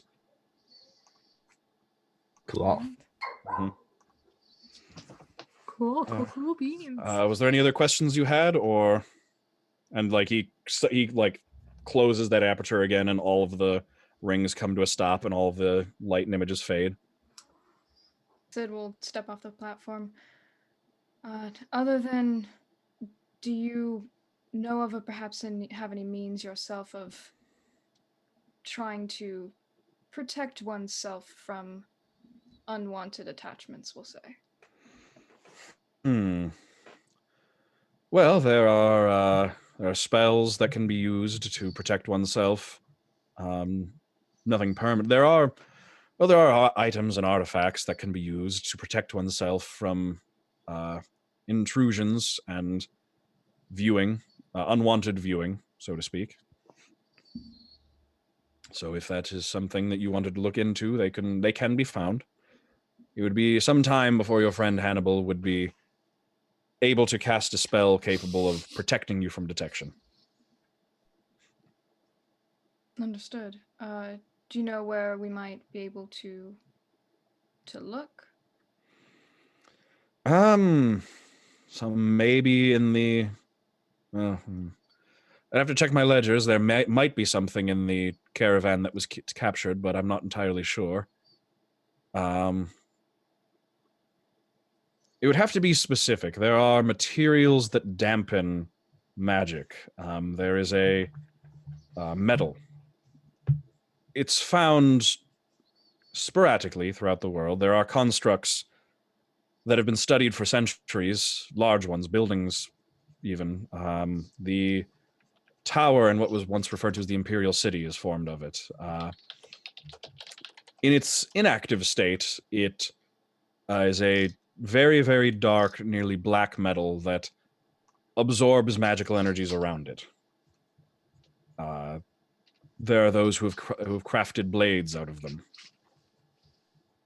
Ilvem, you have seen a blade made of black metal that seems to, that you know, both cuts through and prevents magical, ends magical energies in your earlier childhood. And he says, some sort of, any sort of that metal that you kept on yourself would protect you from this. However, it would also prevent you from being able to, if I'm not mistaken, if you are also magically inclined, it would also prevent you from being able to use your gifts as well. So something a bit more intricate would be necessary. Understood. Well, that will perhaps be something to look into in the future. After we complete the job that we promised we would for you, of course. I would appreciate that. Thank you. No problem, and I greatly appreciate what you've done for us today. Well, I wanted to make sure that you weren't going to be ambushed on the way to recovering my artifacts, but Hannibal is a promising student, and I am looking forward to teaching him further. So, family of Hannibals are people that I want to keep safe. Thank you.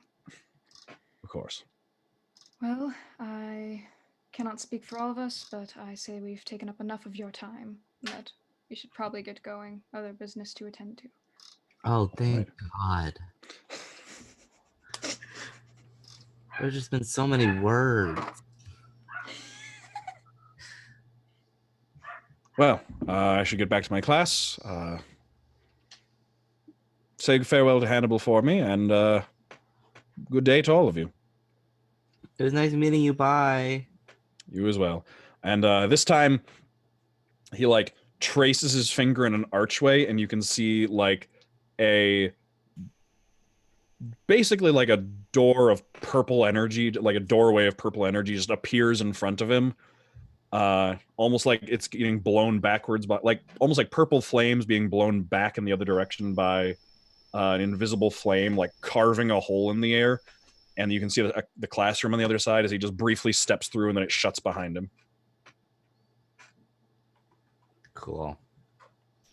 Well, I can say that I have a pretty good guess about at least one of the attachments. The other two, I'm not so sure. I have suspicions as to what they might be. Would you be willing to share those suspicions, considering that you didn't share your last suspicion?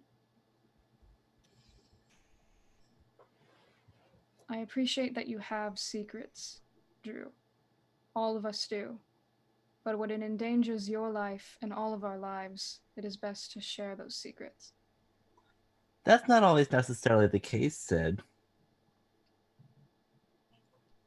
There's a lot of power in secrets.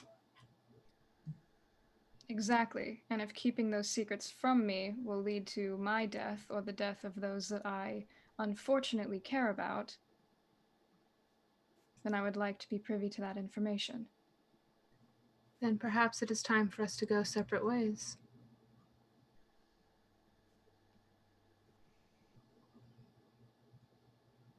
Like, go separate ways towards the Bonegrinder? I cannot share what I don't know for certain, and I don't want to spread lies. So, Not if you a insist lie. on me sharing secrets, know that they might not be true.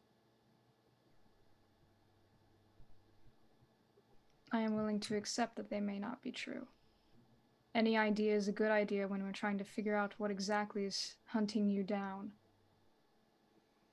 You may come up with an idea that I won't. Suppose that is fair. Do you want Hannibal to be here for this, or should we leave him to his studies? That I will let you decide.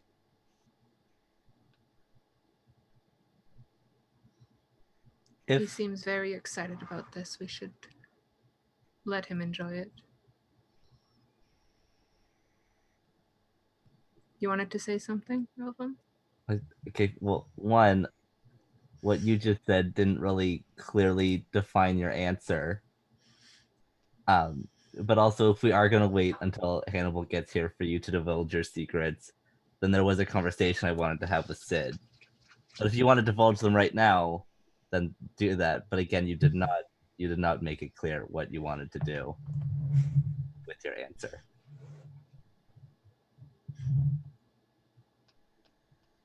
I don't understand how I could have been any more clear.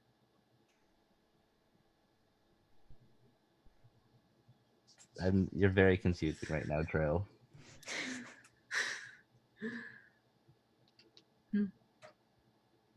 Well, I will share suspicions based off of what my mother said to me in the embassy. She mentioned something about deals upon deals, bargains upon bargains. And with Master Varro mentioning that the one looked more like how a deal with the Fae would manifest, I believe it is not unreasonable to think that the Gith were not the only person my mother made a deal with for me.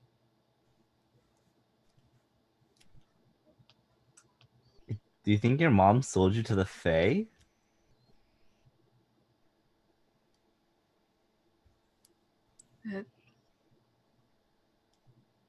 I don't know. Quite possible. Though to what capacity is unclear at the moment. But it may look like we're looking for a noble house or someone who has connection to a noble house based off of what they sent after you.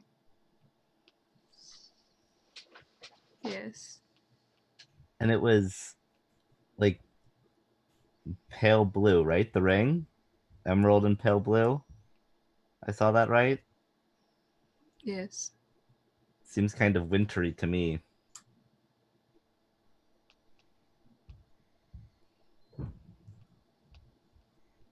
Yes. It is also similar to the blue flame that the thing was made out of.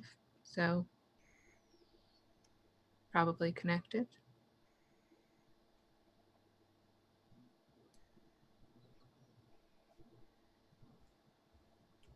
What we might be working with. And it's better to have at least some idea than no idea. So, thank you for sharing this with us.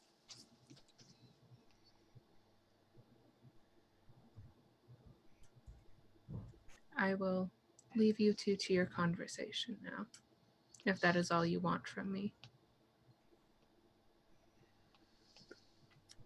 That was a pretty petty way to say that.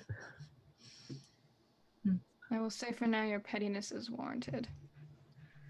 To be fair, Sid is quite pushy, to say the least. If me being pushy saves our lives, I'm willing to take that as a compliment. Saves our lives, I'll take that as a compliment.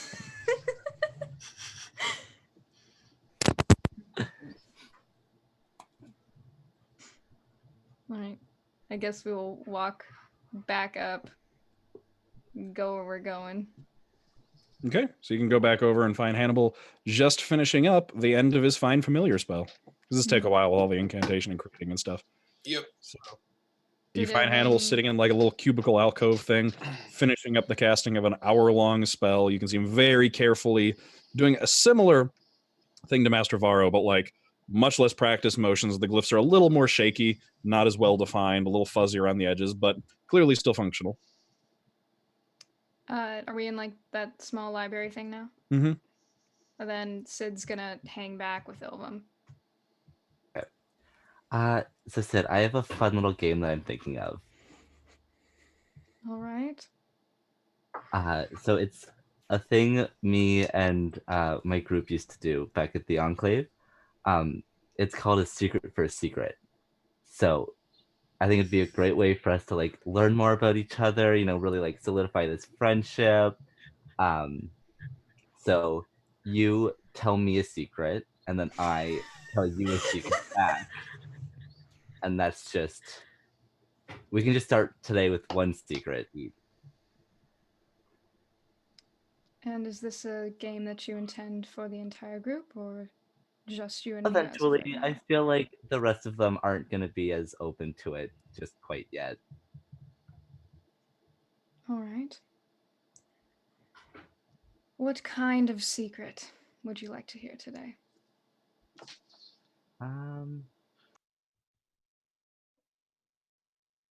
Give me a secret of your past. I have a lot of secrets in my past. You just have to Gonna pick be one. a bit more specific than that.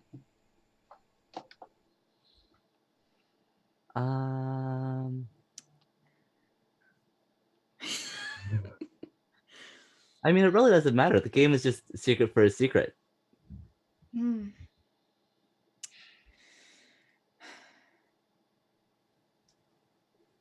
Sid's going to sort of open up the coat a little bit to show off the bandages a bit more, and he'll kind of point at this scar peeking out from underneath and also over the top of the bandages, just sort of a giant slash across his chest.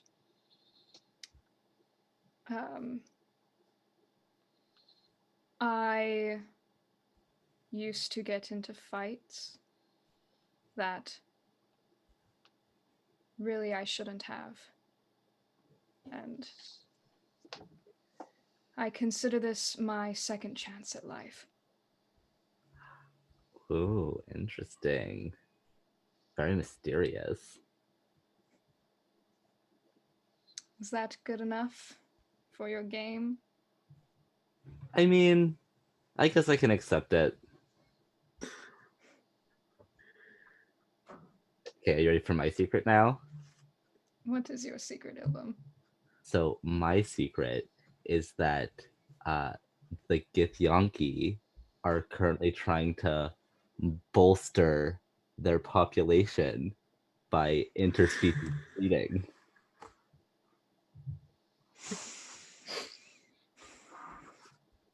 That's not a secret, Ilvem. I knew that. Oh, it's a secret. I never said it was a secret that you didn't already know. Anyways, thanks for sharing, Sid. And then I'm gonna head over to Hannibal. Okay. What? I love it. Iconic. What an icon. We stand. Don't distract me, or I'll turn you into a piece of furniture. I don't think you can do that yet. You have no idea what they can do, Ilvem. Mr. Varro told us all about what you can do. That it wasn't a lot. I finished casting Find Familiar, Okay. so a flying fox appears on my shoulder. A bat. Okay. Yeah. And then I look up at Ilvem.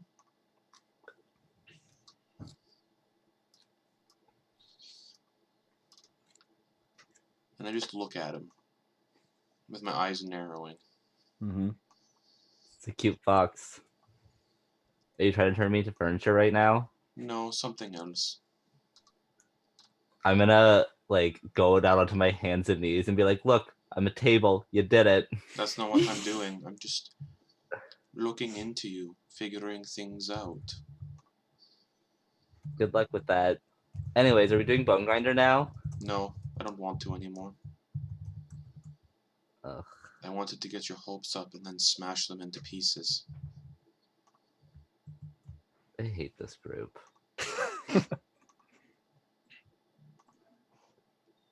And I stand up. All right, Bonegrinder time.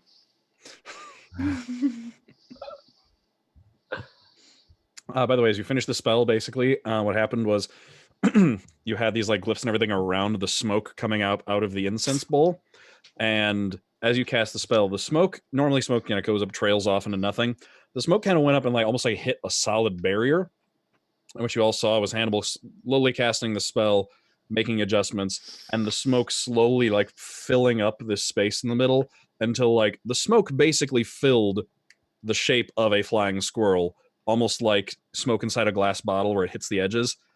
And then when Hannibal finished, there was like a snap as the smoke just kind of vanished, as if it was like coating around the outside of a squirrel that appears right in the middle of it and then flies over and lands on his shoulder. Flying fox, so a bat. Oh, flying fox, that's right. Oh, okay. Oh, so just the big bat. Got it, Yeah. got it. Like a 1.5 tall bat. Got it. So just big old bat just perches on Hannibal's shoulder. I was like, Hannibal and a flying squirrel. Interesting choice, but And whatever. I have named this familiar Abacus. Don't you count on that? Exactly. I will count on this familiar very much. Oh, I love that. Man, lightning indoors. That's weird. Anyway. Sid hates this. I love this.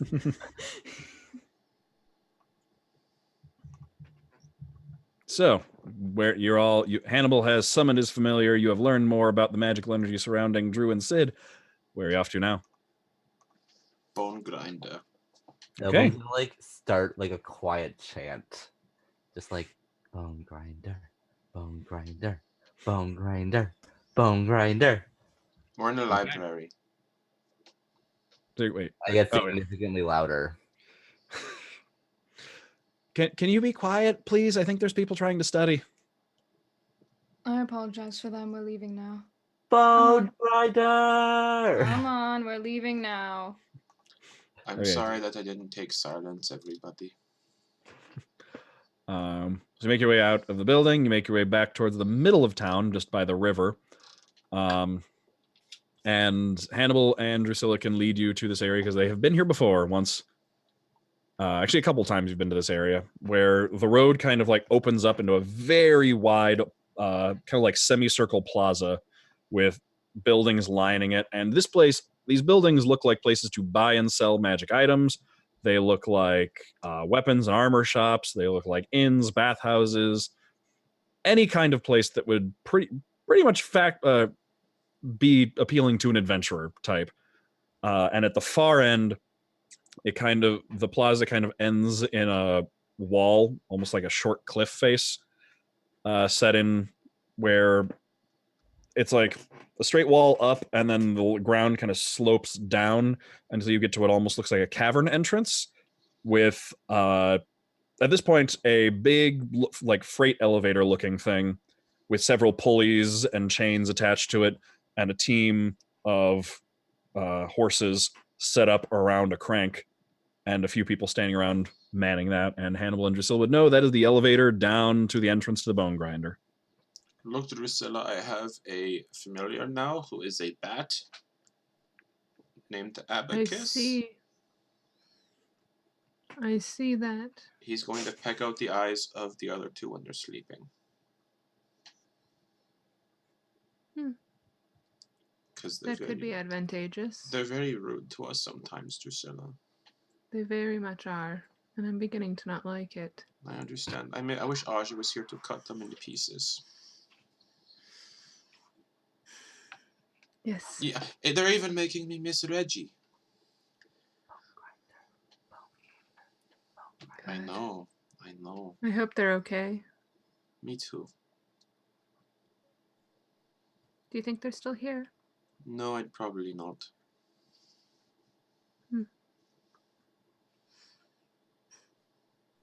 Well, we're here at Bonegrinder. We came, we saw.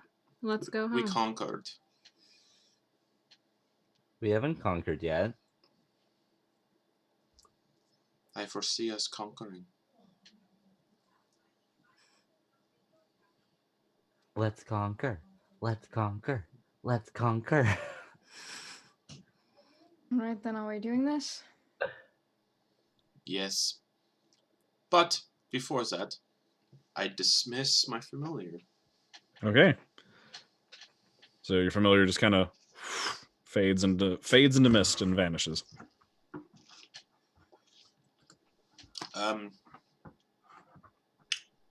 Malik, are you ready? Sure.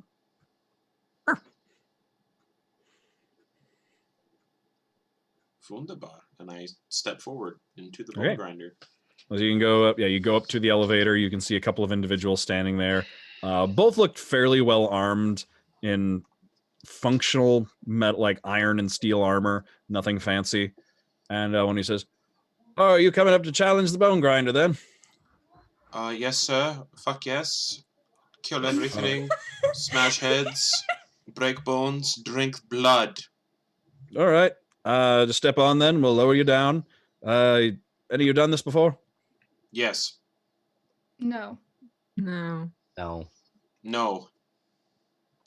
But yeah. But I you was trying to all seem right. confident. All right. Yeah, just take the elevator down. When it gets to the bottom, then we'll see a entrance in front of you. Go as long as you like. If you turn around, you'll pretty much find yourself back at the entrance again. And I guess I'll say, from what I hear, you'll know when it's over. What happens if we die? Well, My I stuff. think there's some temples in town who could answer that question a lot better than I could. Ha! This guy's funny. We are ready to descend into madness. All right. He steps back and signals over, and the other guy goes and like pulls a metal pin basically on the crank that allows it to start spinning, and then leads the horses, and they start walking around in a circle, and then the whole surface you're on just kind of shifts with a, and then just. It's a good thing I made this healing elixir this morning, and I go to throw it up in the air and catch it, and I drop it, and it shatters on the ground.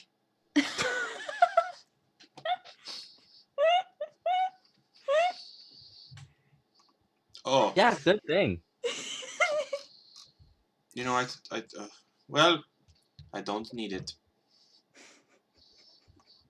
Drusilla is this close to losing her shit right now. As you're descending, you go down into this almost like a mine shaft.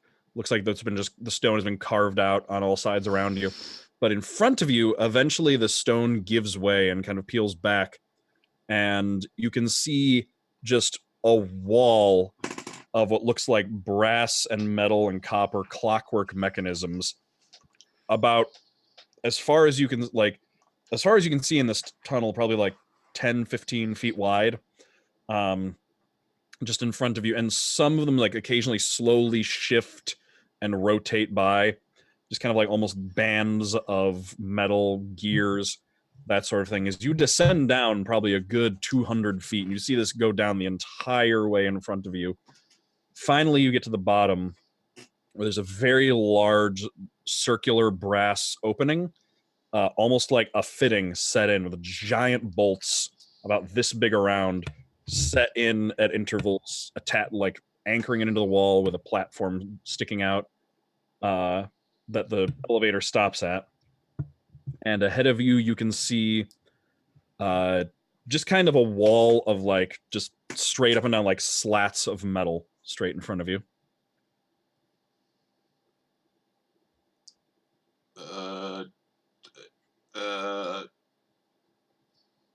Now what do we do?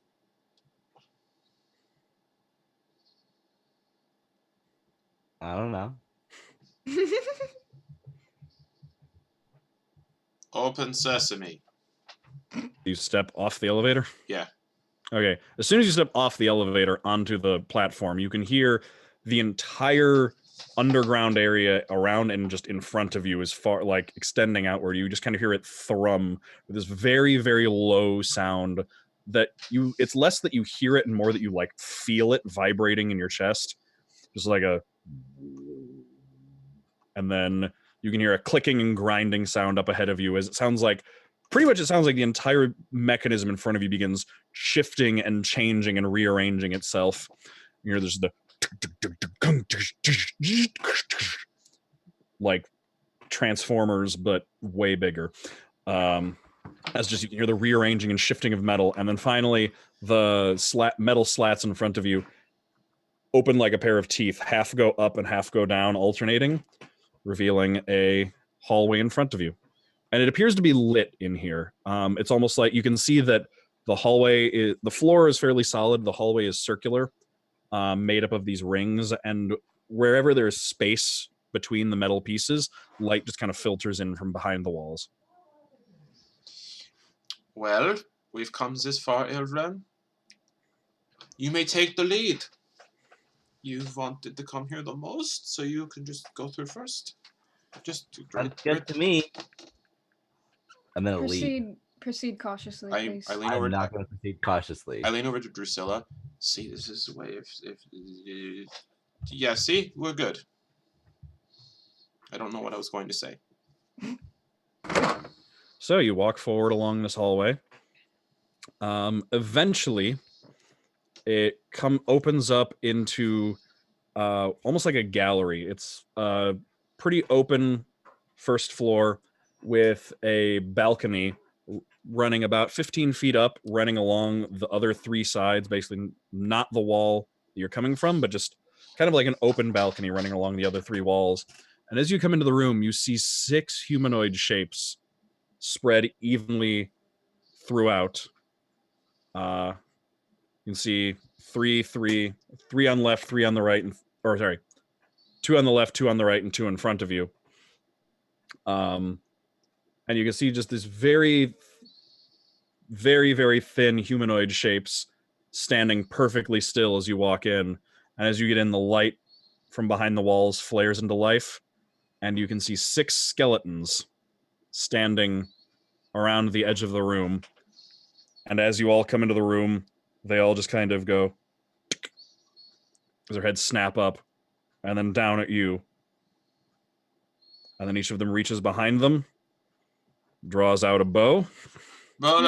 Let's grind some bones. And roll initiative. Hey! Can I cast mage armor before rolling initiative? Did you cast it on your way in or once the bows were being drawn? Nah, bows are being drawn. Then wait for your turn. Yep. Poopy. That'd be an unnatural 20. Okay. 13 for Hannibal. 16 for Ilvem. 10 for Drusilla. Okay. Nah, I don't need mage armor. I don't need it. Yeah, you'll be fine, right? Okay. So we had a 20 from Sid. Mm-hmm. 16. Who's the 16? Ilvem. Ilvem, okay. And then who was next? Hannibal had a 13. Okay. And what did Drusilla get?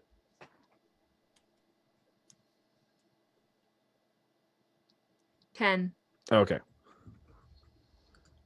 Okay. So you see all these skeletons around you begin drawing their bows. However, Sid, you react first before they can get the drop on you. and you may act. Okay, how high up is the balcony? About 15 feet. Okay. What are the walls like? Is there any way that I could? So the kind of balconies you can go underneath. So it's kind of, they're held up by even interval pillars. Mm. And the pillars are kind of made of that same interlocking metal. So there's probably a good number of handholds on them. Okay, rad. I'm going to move and try to climb up one of the pillars to the balcony. Okay. Give me an athletics check to just see how easily you can make your way up. Athletics? Mm-hmm. Oh my god, what is that number?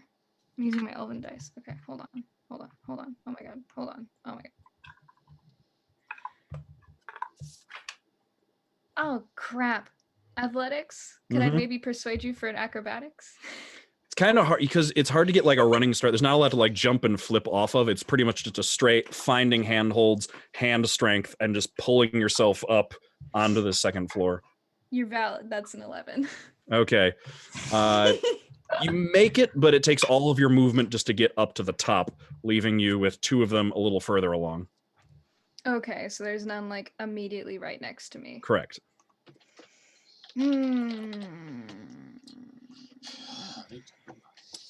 Okay. Well, how far away is the closest one? 10 feet. 10 feet? Mm-hmm.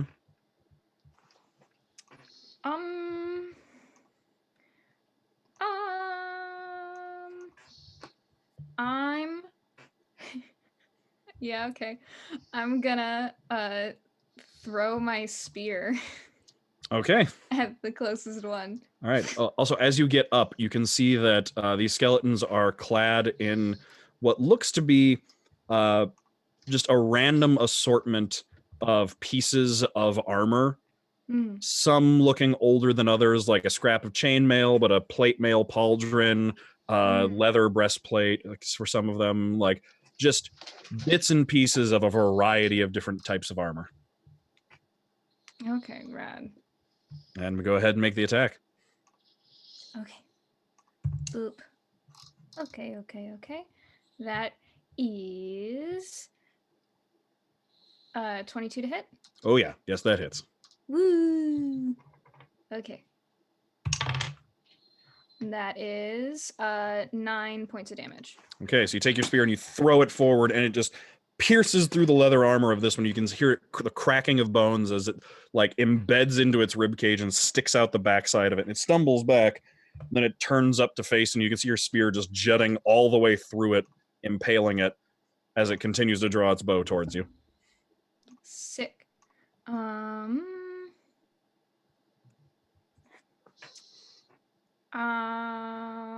Oh god. Okay, yeah. I'm going to is it bonus for patient defense? Yes. Okay. Yes. Okay. Yes. So I will spend a key and I will do patient defense. Okay, sounds good. So that will bring us to Ilvem. All right. Ilvem is delighted, very happy this is happening. Is going to look to Drew and be like, I just know you're going to be a great help in this fight. And you can take a D6 of Bardic Inspiration, which can be used both for your D20 attack roll or added to your damage. And then I'm going to cast Bane on one from each set of 2. Okay, that's what kind of saving throw? It is a charisma saving throw. Okay. Well, that one got a adjusted 1. Let's call that left. Center got a 13. Oh, that's my CC. Okay, so the middle makes it, and the one on the right got a 3. Perfect. So one on the left and one on the right have failed. This is the one's closest to you. Yeah, they have a -3 charisma modifier. Feels good. All right. Ouch. Also, Ilvem, you notice that as combat begins and you are in danger, you feel that warm feeling on your hand again, and you can see just the slightest glow of that symbol appear once more. Love that. All right. Hannibal, you also go before the skeletons. I look at the skeleton that Sid stabbed, Mm-hmm. and I go, oh, let's see if this works. And I'm going to try to cast a firebolt at it by snapping my fingers. Okay, roll the attack roll. Yeah. Not great. That is a 12. So you snap your fingers, and like the firebolt appears and shoots in that direction, but you catch like a bit of metal on its shoulder, and it just kind of flares off in a shower of sparks off to one side, and it doesn't look like it managed to make a solid dent in it. Okay.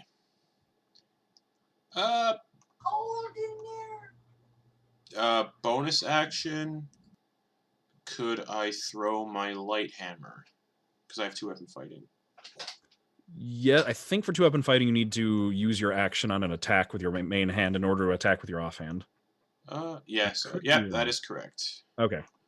I will bonus action do a little jig. Okay. Hannibal dances. All right, bringing us to the skeletons. So, Sid, 2 of them, the ones closest to you, both draw their bows and fire at you. Cool. Disadvantage. Yep. So, that is either a 6 or an 8. So, Lol, nope. yep, misses. For the second one, it's either a 17 or a 23, so a 17. Mm. Can you catch missiles yet? Yeah. Reaction deflect missiles. Okay, so that is 4 points of piercing damage coming at you. It's 4 points of piercing damage? Okay. Mhm. Okay. All right. Okay. Lol, that's 9 plus 7 against it. Okay, so it fires this at you. You're already in patient defense, so it's just a really easy. You just like dodge it out of the way, and almost lazily as it passes you, 2 fingers just catch the arrow. If you'd like to spend a key point, you can throw it back, or you can just leave it.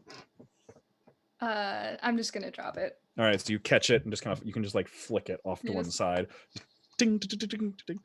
It clatters away. Sick. The other 4 are going to, 2 of them are going to, recognizing the threat of Hannibal, 2 fire at Hannibal, and then 1 at each Ilvem and Drusilla. So Hannibal, not at disadvantage. First one's a 20. Yeah.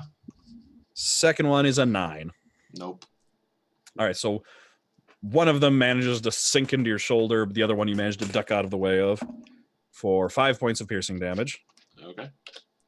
And then Drusilla, 1 at you is a crit. Haha, yeah, that hits.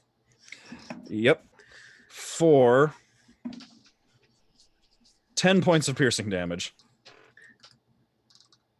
You like Yeah. turn your back and look like Ilvem encourages you. You're like, oh, thanks. That's how this one just Damn like it. comes right in and hits you right in the like small of the back. I'm trying to reconnect with Drew here. Not get her Jeez. shanked. And then Go Ilvem does an 18 hit you. Does a Bane affect that at all? Oh, that's right. Yes, that one is baned. You're right. So minus a D4. I said 18, right? Yeah. I should have said 15. Okay, 15 still hits. Okay. So Just barely, though. I want Alright. you to know that. 3 piercing Yeah, damage. okay. Ow. As all of you, as arrows come at all of you. Leaving us now at the bottom of the order with Drusilla. Tiny trash goblin. Hell yeah, dude. The one that hit Drew. How Mhm. far away? From you, about 40 feet. It's gonna move 10 feet closer Okay. and then point at it and cast Thorn Whip Okay. to try and pull it down off of the fucking balcony. Okay. Iconic. It's a 22. Yeah. So you, Thorn Whip is one that originates from you, right? I think. Yes. Yeah. So how do you, when you cast it, is it like extended from your hand, or does it come off your staff, or? Most likely from the staff. Just Okay. So you like almost like a lacrosse, flick your staff towards it, and vines grow out of the wood, like woody vines sprout from the top and extend out 30 feet, wrapping around it, and they yank it forward. So roll damage for the thorn whip itself. It is a 3. Okay. And then it would be 1d6 of falling damage, but it is vulnerable to bludgeoning damage, so it's going to take double that. So I can roll that, or you can. Take your pick. I will roll it. All right, So- 1d6 of bludgeoning damage, and double whatever you get. That's a 12. Okay, so you like you pull it off, and like the thorns like tear at it and pull at its bones, and they don't seem to do too much. But you yank it forward, and it falls down, and as it hits the ground, it just explodes and shatters into bones that just go flying in every direction as it impacts the ground and just pulverizes basically into dust and bone shards. And you are down 1 skeleton. Ooh. All right, that's her turn. Okay, back at the top of Sid. Okay, perfect. The one with my spear in it Mm-hmm. is still standing. Yep. Okay, cool. I would like to go to it and grab my spear and hit it again with the spear. All right, roll the attack. Perfect. Okay, that is 21 to hit. Oh yeah. Yay. That is another 9 points of damage. All right, so you just like step up, basically like past this one, yank your spear out as you pass, spin it around above you, and just like drive the point through it almost on a slashing motion and just smash it to pieces in just one fluid spin. And like everyone down Sick. below just sees bones just go flying off the side of the balcony. Sick. Is there another one? Yes, there's Within another one reach. about another 10 feet ahead of you. Okay. Can I do my unarmed strike bonus against that one? Mm-hmm. Yeah, you just have to move up and then you can attack it. Okay, sick. Then I will do that. All right.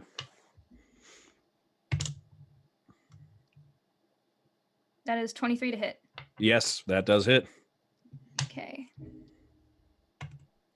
And that is 5 damage. All right, so you smash the first one with your spear. You can kind of do one of those cool like sideways helicopter kicks to bring you closer, Yes. and then carry the momentum forward into a punch. You hit it right in the center of the armor, and you feel bones and ribs like the sternum crack under your punch. Still standing up, but it staggers back a few steps, and then begins reaching for a short sword at its hip. Okay. Bringing us back to Ilvem at the bottom. Or do you have anything else? Nope, that's it. All right, bring us back to Ilvem at the bottom then. Okay. Good. Great. I am going to Sacred Flame the one that's baned. Okay, which one? There's one on each. One left, one middle, one right. The one who just like most recently attacked me. Okay, got it. So I think that's left for you then. Okay. So, oh, that's right. It's a saving throw. It is indeed. Dexterity? Yes. All right. It got an 8. Haha. I don't actually know how much damage this does. I should have been more prepared. That is my mistake.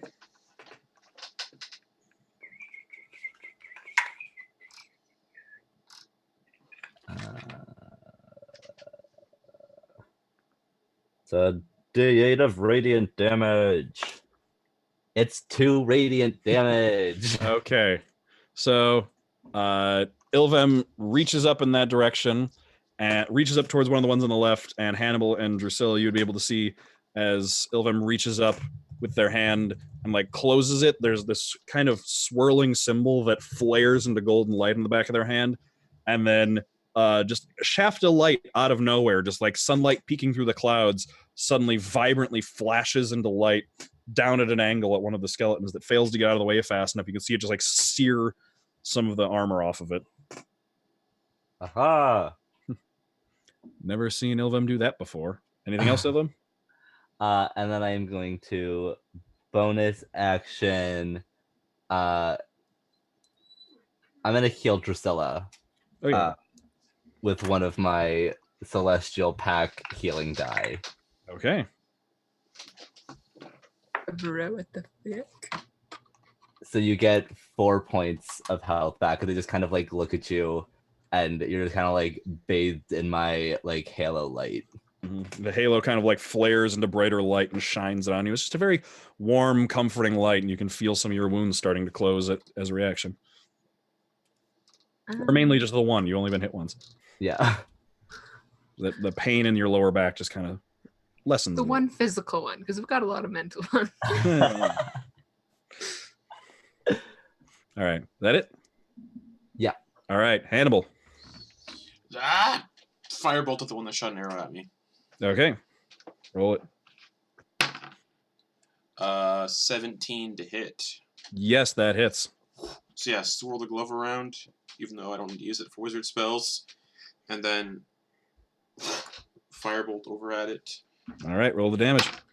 7 points of fire damage. Okay. That is one of the ones in the middle. So, or the only one left in the middle. So we've got 2 on the left, 1 in the middle, 1 on the right, engaged, and the one on the right is engaging Sid, or is engaged by Sid.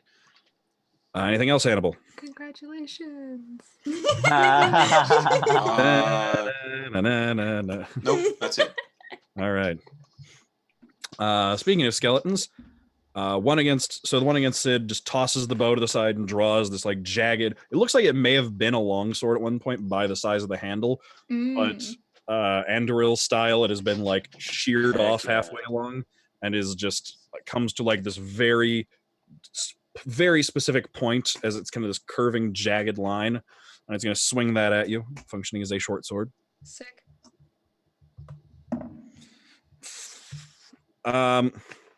So it swings this sword at you, and like you can see it coming. There's a pillar, like the rest of the pillar is right next to you, and you see it coming. You actually can kind of like, not only do you block it, you can catch it on the elbow and cause it to just stab this sword right into this metal pillar. And all of you just hear this grinding sound before there's a snap and shatter as the blade just breaks into pieces from that one. As it just guides it forward by the elbow, just stabs it and it just breaks apart. Sick. Yep.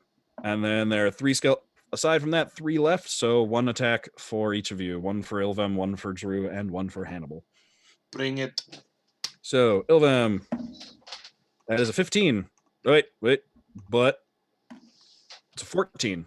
It will not hit. All right. So you can see it about to fire at you, but then the back of your hand, kind of, you can feel just like a pulse of warmth, and then there's a slight flare of light in front of its eyes as it distracting at the last second, causing it to just go slightly off, and it just barely grazes like just almost under your ear, and then clatters against the wall behind you. Ooh, close. Then against Hannibal, that's a 21. Yeah. This one does not have Bane on it. For 5 points of piercing damage. Nice. And then Drusilla, I believe this one does have Bane on it. For a 17, but 16. Yeah, that hits. Okay. Why are they rolling so good against you? 8 points of piercing damage. Me. All right. They all loose their volley and bring us down to Drew. Just gonna take a moment to just not lose her shit. And which one just hit her? Far closest on the left. She's gonna get within 30 feet of that one and do the same thing again. Okay, just yank it. All right, roll the attack. 17. Yep. So roll the vine damage and then the fall damage as you just yank it down off. So 4 vine damage. Okay.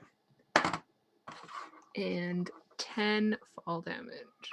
All right. So you're getting good at this. So you actually kind of like you take the vine and you like yank the leg out from underneath it, so it like flips up like horizontal in the air, and then you manage to wrap it around its back and then just yank it straight down, plummeting it into the floor as it just shatters into pieces in front of you again. Ilvem watches that and somehow immediately changes into like, you know, for like MMA fights, like the ring girls who like walk around with like the round sign. Ilvem somehow changed into an outfit like that and has a giant 10. All right. That'll bring us back up to Sid. All right. I will spear the one that I'm currently engaged with. Okay. Our wedding's gonna be so beautiful, guys. Oh, you gotta spear it. Oh no! I'm just so in love with this skeleton that like I rolled a 7. Yeah, you go to you get down, you take a low stance, and then lunge forward with the spear, but it manages to take like the broken hilt of its sword and catch the spear with it, just like with the cross guard, and push it out of the way. So you stab past it and do not successfully stab into it. That's okay. We'll try unarmed. Okay. Please. That bone. That is. Oh my god, that is an 8. I will So- stop talking so you, while you roll. Please You, just stop. you stab past it, and then you plant the back end of your spear on the ground for leverage, and then use it to push yourself up into a kick. But it's kind of like a behind the back snap kick kind of thing that you just kind of flail at it. You're not really looking, a little overconfident. You misjudge where it is and just kind of whiff off to one side. It's okay. It's all right. Okay. I'm just there now. Yep. Bringing us, it's weaponless, so Nice. this brings us to Sick. Ilvem. Oh, cool. I'm just gonna sacred flame the one I sacred flamed earlier. Okay, Again. that's right. It's a saving throw. That's me. I need to do that. Heard you like sacred flame, so we got you some sacred flame for your sacred flame. That is a 10 on the saving throw. Haha. That is another D8 of damage. And it is an 8 of radiant damage. Okay, so you call down another flash of light from above. This one burns into it again. You can see the edges of the bones blackening and charring. It is still standing, however. I don't know if I want to waste any of my anything else to heal. I'm doing fine, yo. You're doing fine. Okay. I'm still above half, I think. Question mark. Barely, 0.5 above half, yeah. Okay, then I'll look over at Hannibal and cast a healing word. And just be like, hey, you doing okay, buddy? Yes, thank you. I know that spell too. Thank and you. then it's 5 points of healing damage. Healing damage. Healing damage. Reverse damage. 3.5 there. What you could actually enchant an arrow of healing. That's sick. You would take the arrow damage first, and then it would release the healing spell on you. And That's so Seems awesome. counterintuitive. I am now at Especially because if you accidentally did more damage than they had health, you would kill them, and then the healing would go off, and they'd be dead, and it wouldn't do anything. That's amazing. I'm at 19 of 24. Ooh. Nice. All right, is that all for Ilvem? Oh Yes. no. All right, and Hannibal. So D&D Beyond is having issues with their character sheets right now. Oh. So if I remember correctly, Hannibal is just gonna say, "Don't worry, Sid, I got your back." And I'm gonna grab the crowbar at my side, Okay. cast catapult on it at 2nd level, and chuck it at the or no, it doesn't chuck it because it automatically gets shot. So I'm gonna touch the crowbar and cast catapult on 2nd level on the crowbar and aim it for the skeleton that's engaged with Sid right now. Okay. Dex Is that save. is catapult a wizard spell or an artificer spell? I have it as an artificer spell. Okay. Because you can mix and match. You can use your wizard, or you have it's I do. multi-class. But yeah. Okay. So Hannibal's just I've got this. Takes out a crowbar, and then opens his hand, and it just kind of floats into the air for a second, turns and points up at the skeleton, and then just a burst of force sends it just rocketing towards the skeleton. Yeah, it's a dex save. Oh, it's a dex save. Okay. Yeah. That is a 6. Yes! 4d8 bludgeoning damage. My DC is 12. It's so low. 4d8 math. Sorry, everybody. I gotta grab some d8s. All right, here we go. This crowbar goes rocketing. Yes. 19 points of bludgeoning damage. Oh Ooh. god. So Sid, Sick. you're standing there like you miss with the spear, miss with your kick. You're about to go at it for another volley or like wait for whatever it's gonna do, and all of a sudden, just out of nowhere, you just see this blur of gray motion as a crowbar just comes flying up from underneath, catches it under the skull, pulverizes it into dust, and like embeds itself into the ceiling just past it. Haha, yes! Just, and then it just stands there for a second as it's the dust around where its head should be settles before all the bones just fall to pieces as it just drops into a pile. That spell finally worked! And that's the end of my turn. Okay. The two remaining skeletons. One is going to shoot at Drusilla because, like, as she's been moving forward, it's the one on the left that is next for her yanking. And then one is going to, the one in the middle is going to shoot down at Hannibal for just launching a crowbar like a cannon. For sure. So Drusilla, that is a 12 to hit. Ooh, no, it misses. Okay, so this one, as like the cloud of dust from the other one pops up, you like step into that, it loses track of you for a second and just ricochets off the floor. And You then don't get yanked. one at Hannibal Yep. is a 12 also. 12 just hits. Oh, that's right, because he didn't have a chance to put mage armor up. Yeah. Oh, wait, actually, hang on. This is the last one with Bane. Does an 11 hit? Nope. All right, so you see that you see that slight like flash of light in its eyes, getting it to just barely like it skims like it flies like through one of your hat feathers, not enough to damage it, just enough to ruffle it a little, and then clatters behind you. Excellent. And that'll bring us to Drew. Gonna get this evil little smile on her face as she just locks eyes with the one that tried to shoot her, and it's just like, you're next. Yank that bone. she gonna give it a yank. All right, roll it.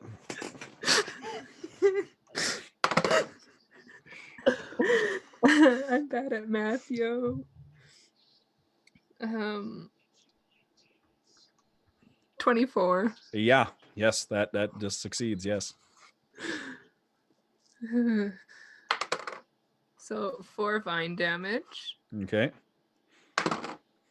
and 8 falling damage. All right. It was the vine actually kills it because this had taken damage. This is the one that Ilvem had been sacred flaming. So you like reach up with a vine, and the vine manages to slither. Like its armor has been kind of burning away, so you can like the rib cage is exposed. So you like reach the vine up inside its rib cage, wrap it around the spine, and you yank so hard that like you pull its spine out through its rib cage, and it just kind of like folds backwards in half as all the bones just get yanked off of it, and then just scatter forward, tumbling down off the balcony. Gross. Is there anything else? There's one left right in the middle. Nah. I'll Okay. let the others take care of that one. All right, and that brings us to Hannibal. Wait, what? Does it? Oh, Sid. sorry. No, it doesn't. It brings us to Sid. I was looking at the wrong name. You're right. You're Just good. testing all of you. Sid's gonna like shout over the balcony at Hannibal, thanks, and then run off to the other one and spear it. Okay, roll. This one looks like it has taken damage before. Natural 20. Okay. All right, roll that crit. Oh boy. Am I roll dice and double it or rolling twice? Either or.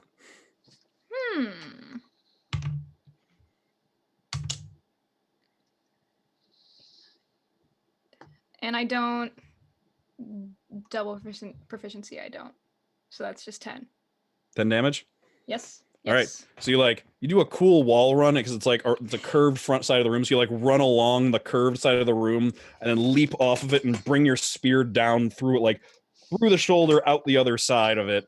This one had already taken damage, so it's hard to like you spear it down all the way through it, like pretty much pinning it to the ground. And it's unclear if it's dead because you're basically holding it up with your spear. And when you yank it back out, it just topples forward off the edge of the balcony, spins half a time, and then it hits the ground and then scatters. Sick. And they are all dead. Again. Yes, they're all re-dead. Re-dead. Nice. Well, it's I gonna- think we ground some bones. Let's go home. Could somebody pass me my crowbar, please? So it's gonna go get the crowbar. Okay. It's kind of embedded in the ceiling, so it takes you a second. You have to like reach up and grab it and almost have to like put one foot up on the ceiling to yank it out, but you manage to wiggle it free. It's not that embedded in. Yank it out, and you can see like some of the metal has been like dented and like bent out at a weird angle. Cool. I'll toss it down. Thank you. And almost as if the room is aware of what has happened, just underneath the far side of the balcony in front of you, where it was just a solid wall before, it kind of rotates down and out to two sides and opens up into a hallway. Cool. I'm gonna go. I'm gonna climb down from the balcony. Okay. And you see another hallway extending into darkness. Oh, is Into it like going into darkness? Into the mysterious hallway. Goodbye. Yeah, it looks like almost like it's illuminating as you go, like a little bit ahead of you. Okay, and I'm gonna follow Ilvem. And actually, as you, does anybody have dark vision? I have dark vision. Yes. I can't recall. I think so. Okay. I can't pull Yes, up my sheet. I do. Okay. It looks actually, as you're looking through the darkness, like the hallway is like opening up in front of you, like almost like sections of hallway are being moved into place as you walk. Mhm. So, and you also kind of feel like you're moving, and you hear those like clanking and grinding sounds behind you. Can you look behind us real quick? As you look behind you, you can see like it's almost like the room behind you is collapsing. Like sections of it are being moved out of the way, and you can see like into the darkness beyond it, just these rotating pieces of clockwork. And then it almost looks like the entrance moves up behind you. As you look back out the end of the hallway, it's just the entrance right back to the elevator. Oh, that's sick. Okay, cool. All right. And as you're walking forward, who is leading the way? I went first. Okay. So as you are proceeding forward, just kind of walking along, you step forward, and then there's kind of a section of floor. Like the floor is this kind of weird, mottled, uneven series of like plates and platforms. You step on one very long one, and as you step on it, you feel it like click and give way underneath you. Just for a second, like it just descends by about an inch and presses down. That's exhilarating. And a second after that happens, I need a dexterity saving throw. Yes, I would assume as much. Mhm. Ruh-roh. That's a-okay. I'm pretty Actually, good from at you, that. and who's second in line? I would say me. And Sid and Ilvem, both of you, dexterity saving throws.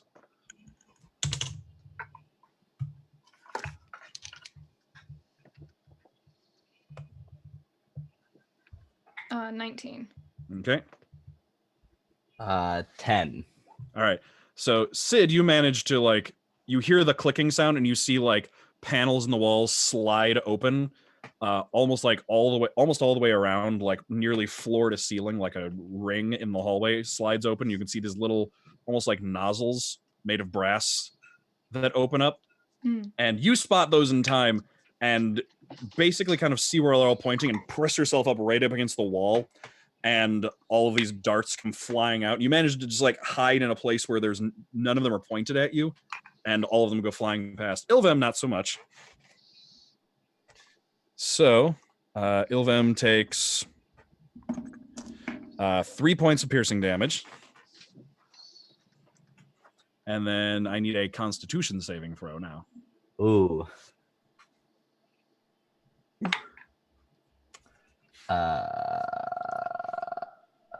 18. Okay, so you get struck by like 3 or 4 of these before you manage to finally get out of the way, and they stop firing. And you can definitely tell, you can just feel like there's this slight extra burning to wherever these, and they're not very big. They're about like this long, little darts of metal that just stab into you in 3 or 4 places. And you can feel each place where they hit, like there's this lingering burning feeling in them. But it seems like whatever the poison is, it doesn't manage to take complete hold. You can start yanking them out.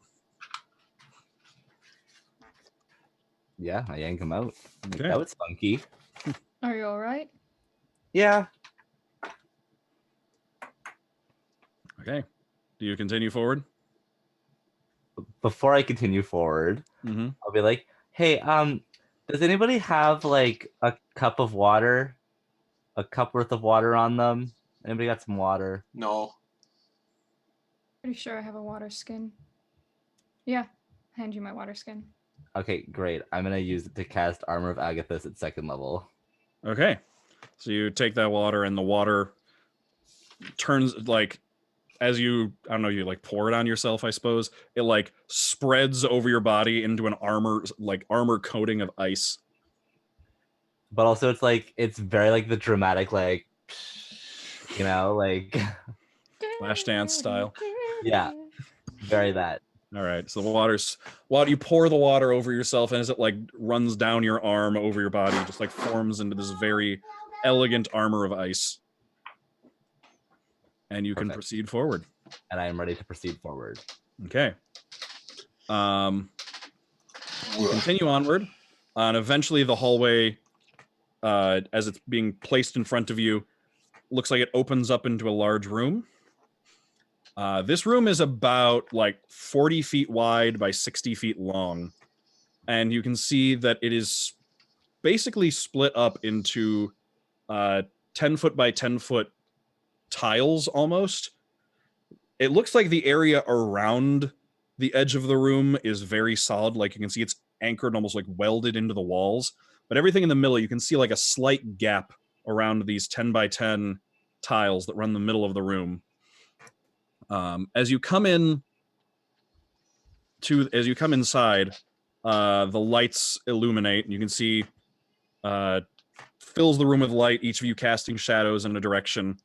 And for a second, you look forward and you see what catches your eye first is 3 shadows being cast in front of you. But as you look, you actually, like, and your eyes adjust, there's nothing casting the shadows. And then all 3 of them retract back and stand up in the middle of the room. Just 3 freestanding, mostly humanoid-shaped shadows. This is gonna be fun. And that is the encounter we will pick up with again next week. With some shadows, the best D&D monster. Yeah. Oh my god. What? Poor fucking Qua. Poor fucking Qua. So, we will pick up again with the rest of the Bonegrinder next week, as you're finally in it. Woo! Well, we could Very put off happy one more grinding episode. bones. Mm-hmm. All right. So, wizard stuff and learning about some magical connections that Drusilla has, and then also some implications about one that maybe all of you have. Yay! Present on both Sid and Drusilla. Hey. Yay! It's just an elf thing, you know? Just There you go. It's just an elf. Yep. Blah, blah, blah, blah. All right. So thank you, everybody, for another fun session. And thank you, audience, again for joining us. I love seeing the chat active, even if I can't be as active on it Yes. on Sundays as I am on Wednesdays. Thank you again for joining us and watching. We will be back again next Sunday with more fun adventures, the continuation of the Bonegrinder, and perhaps if we can get to it, some bandits. Woo! All right. So are there any last minute announcements? Anything anyone wants to say before we say goodbye? I love you all. Yes, indeed. Also, just a reminder, Descended to Avernus may not happen tonight if this character sheet issue that's all over D&D Beyond right now does not get fixed. So stay tuned for that. And then Wednesday, come back for the continuation of our Pandemonium campaign. Also at 10:30 Eastern Time, PM on Wednesday, come join us for episode 43 of Beneath the Tide. I'm finally back. Sam's finally back. I get to find out what Henry's been doing for 2 weeks. Trying to protect the party from bone devils and stuff. Fun. They fought a bone devil last week inside a volcano, and the volcano was erupting, and then we're back in the volcano. yeah, and they were gone for 2 years in the Feywild. So I remember that. it's a lot of fun's going to happen Wednesday. I'm really excited to show the actual big bad of the campaign who's showing up way earlier than expected. So stay tuned for that. Fun. Sick. Yeah. All right. Fun. And without further ado, thank you again for joining us, everybody. We will see you next week. Bye. Bye-bye.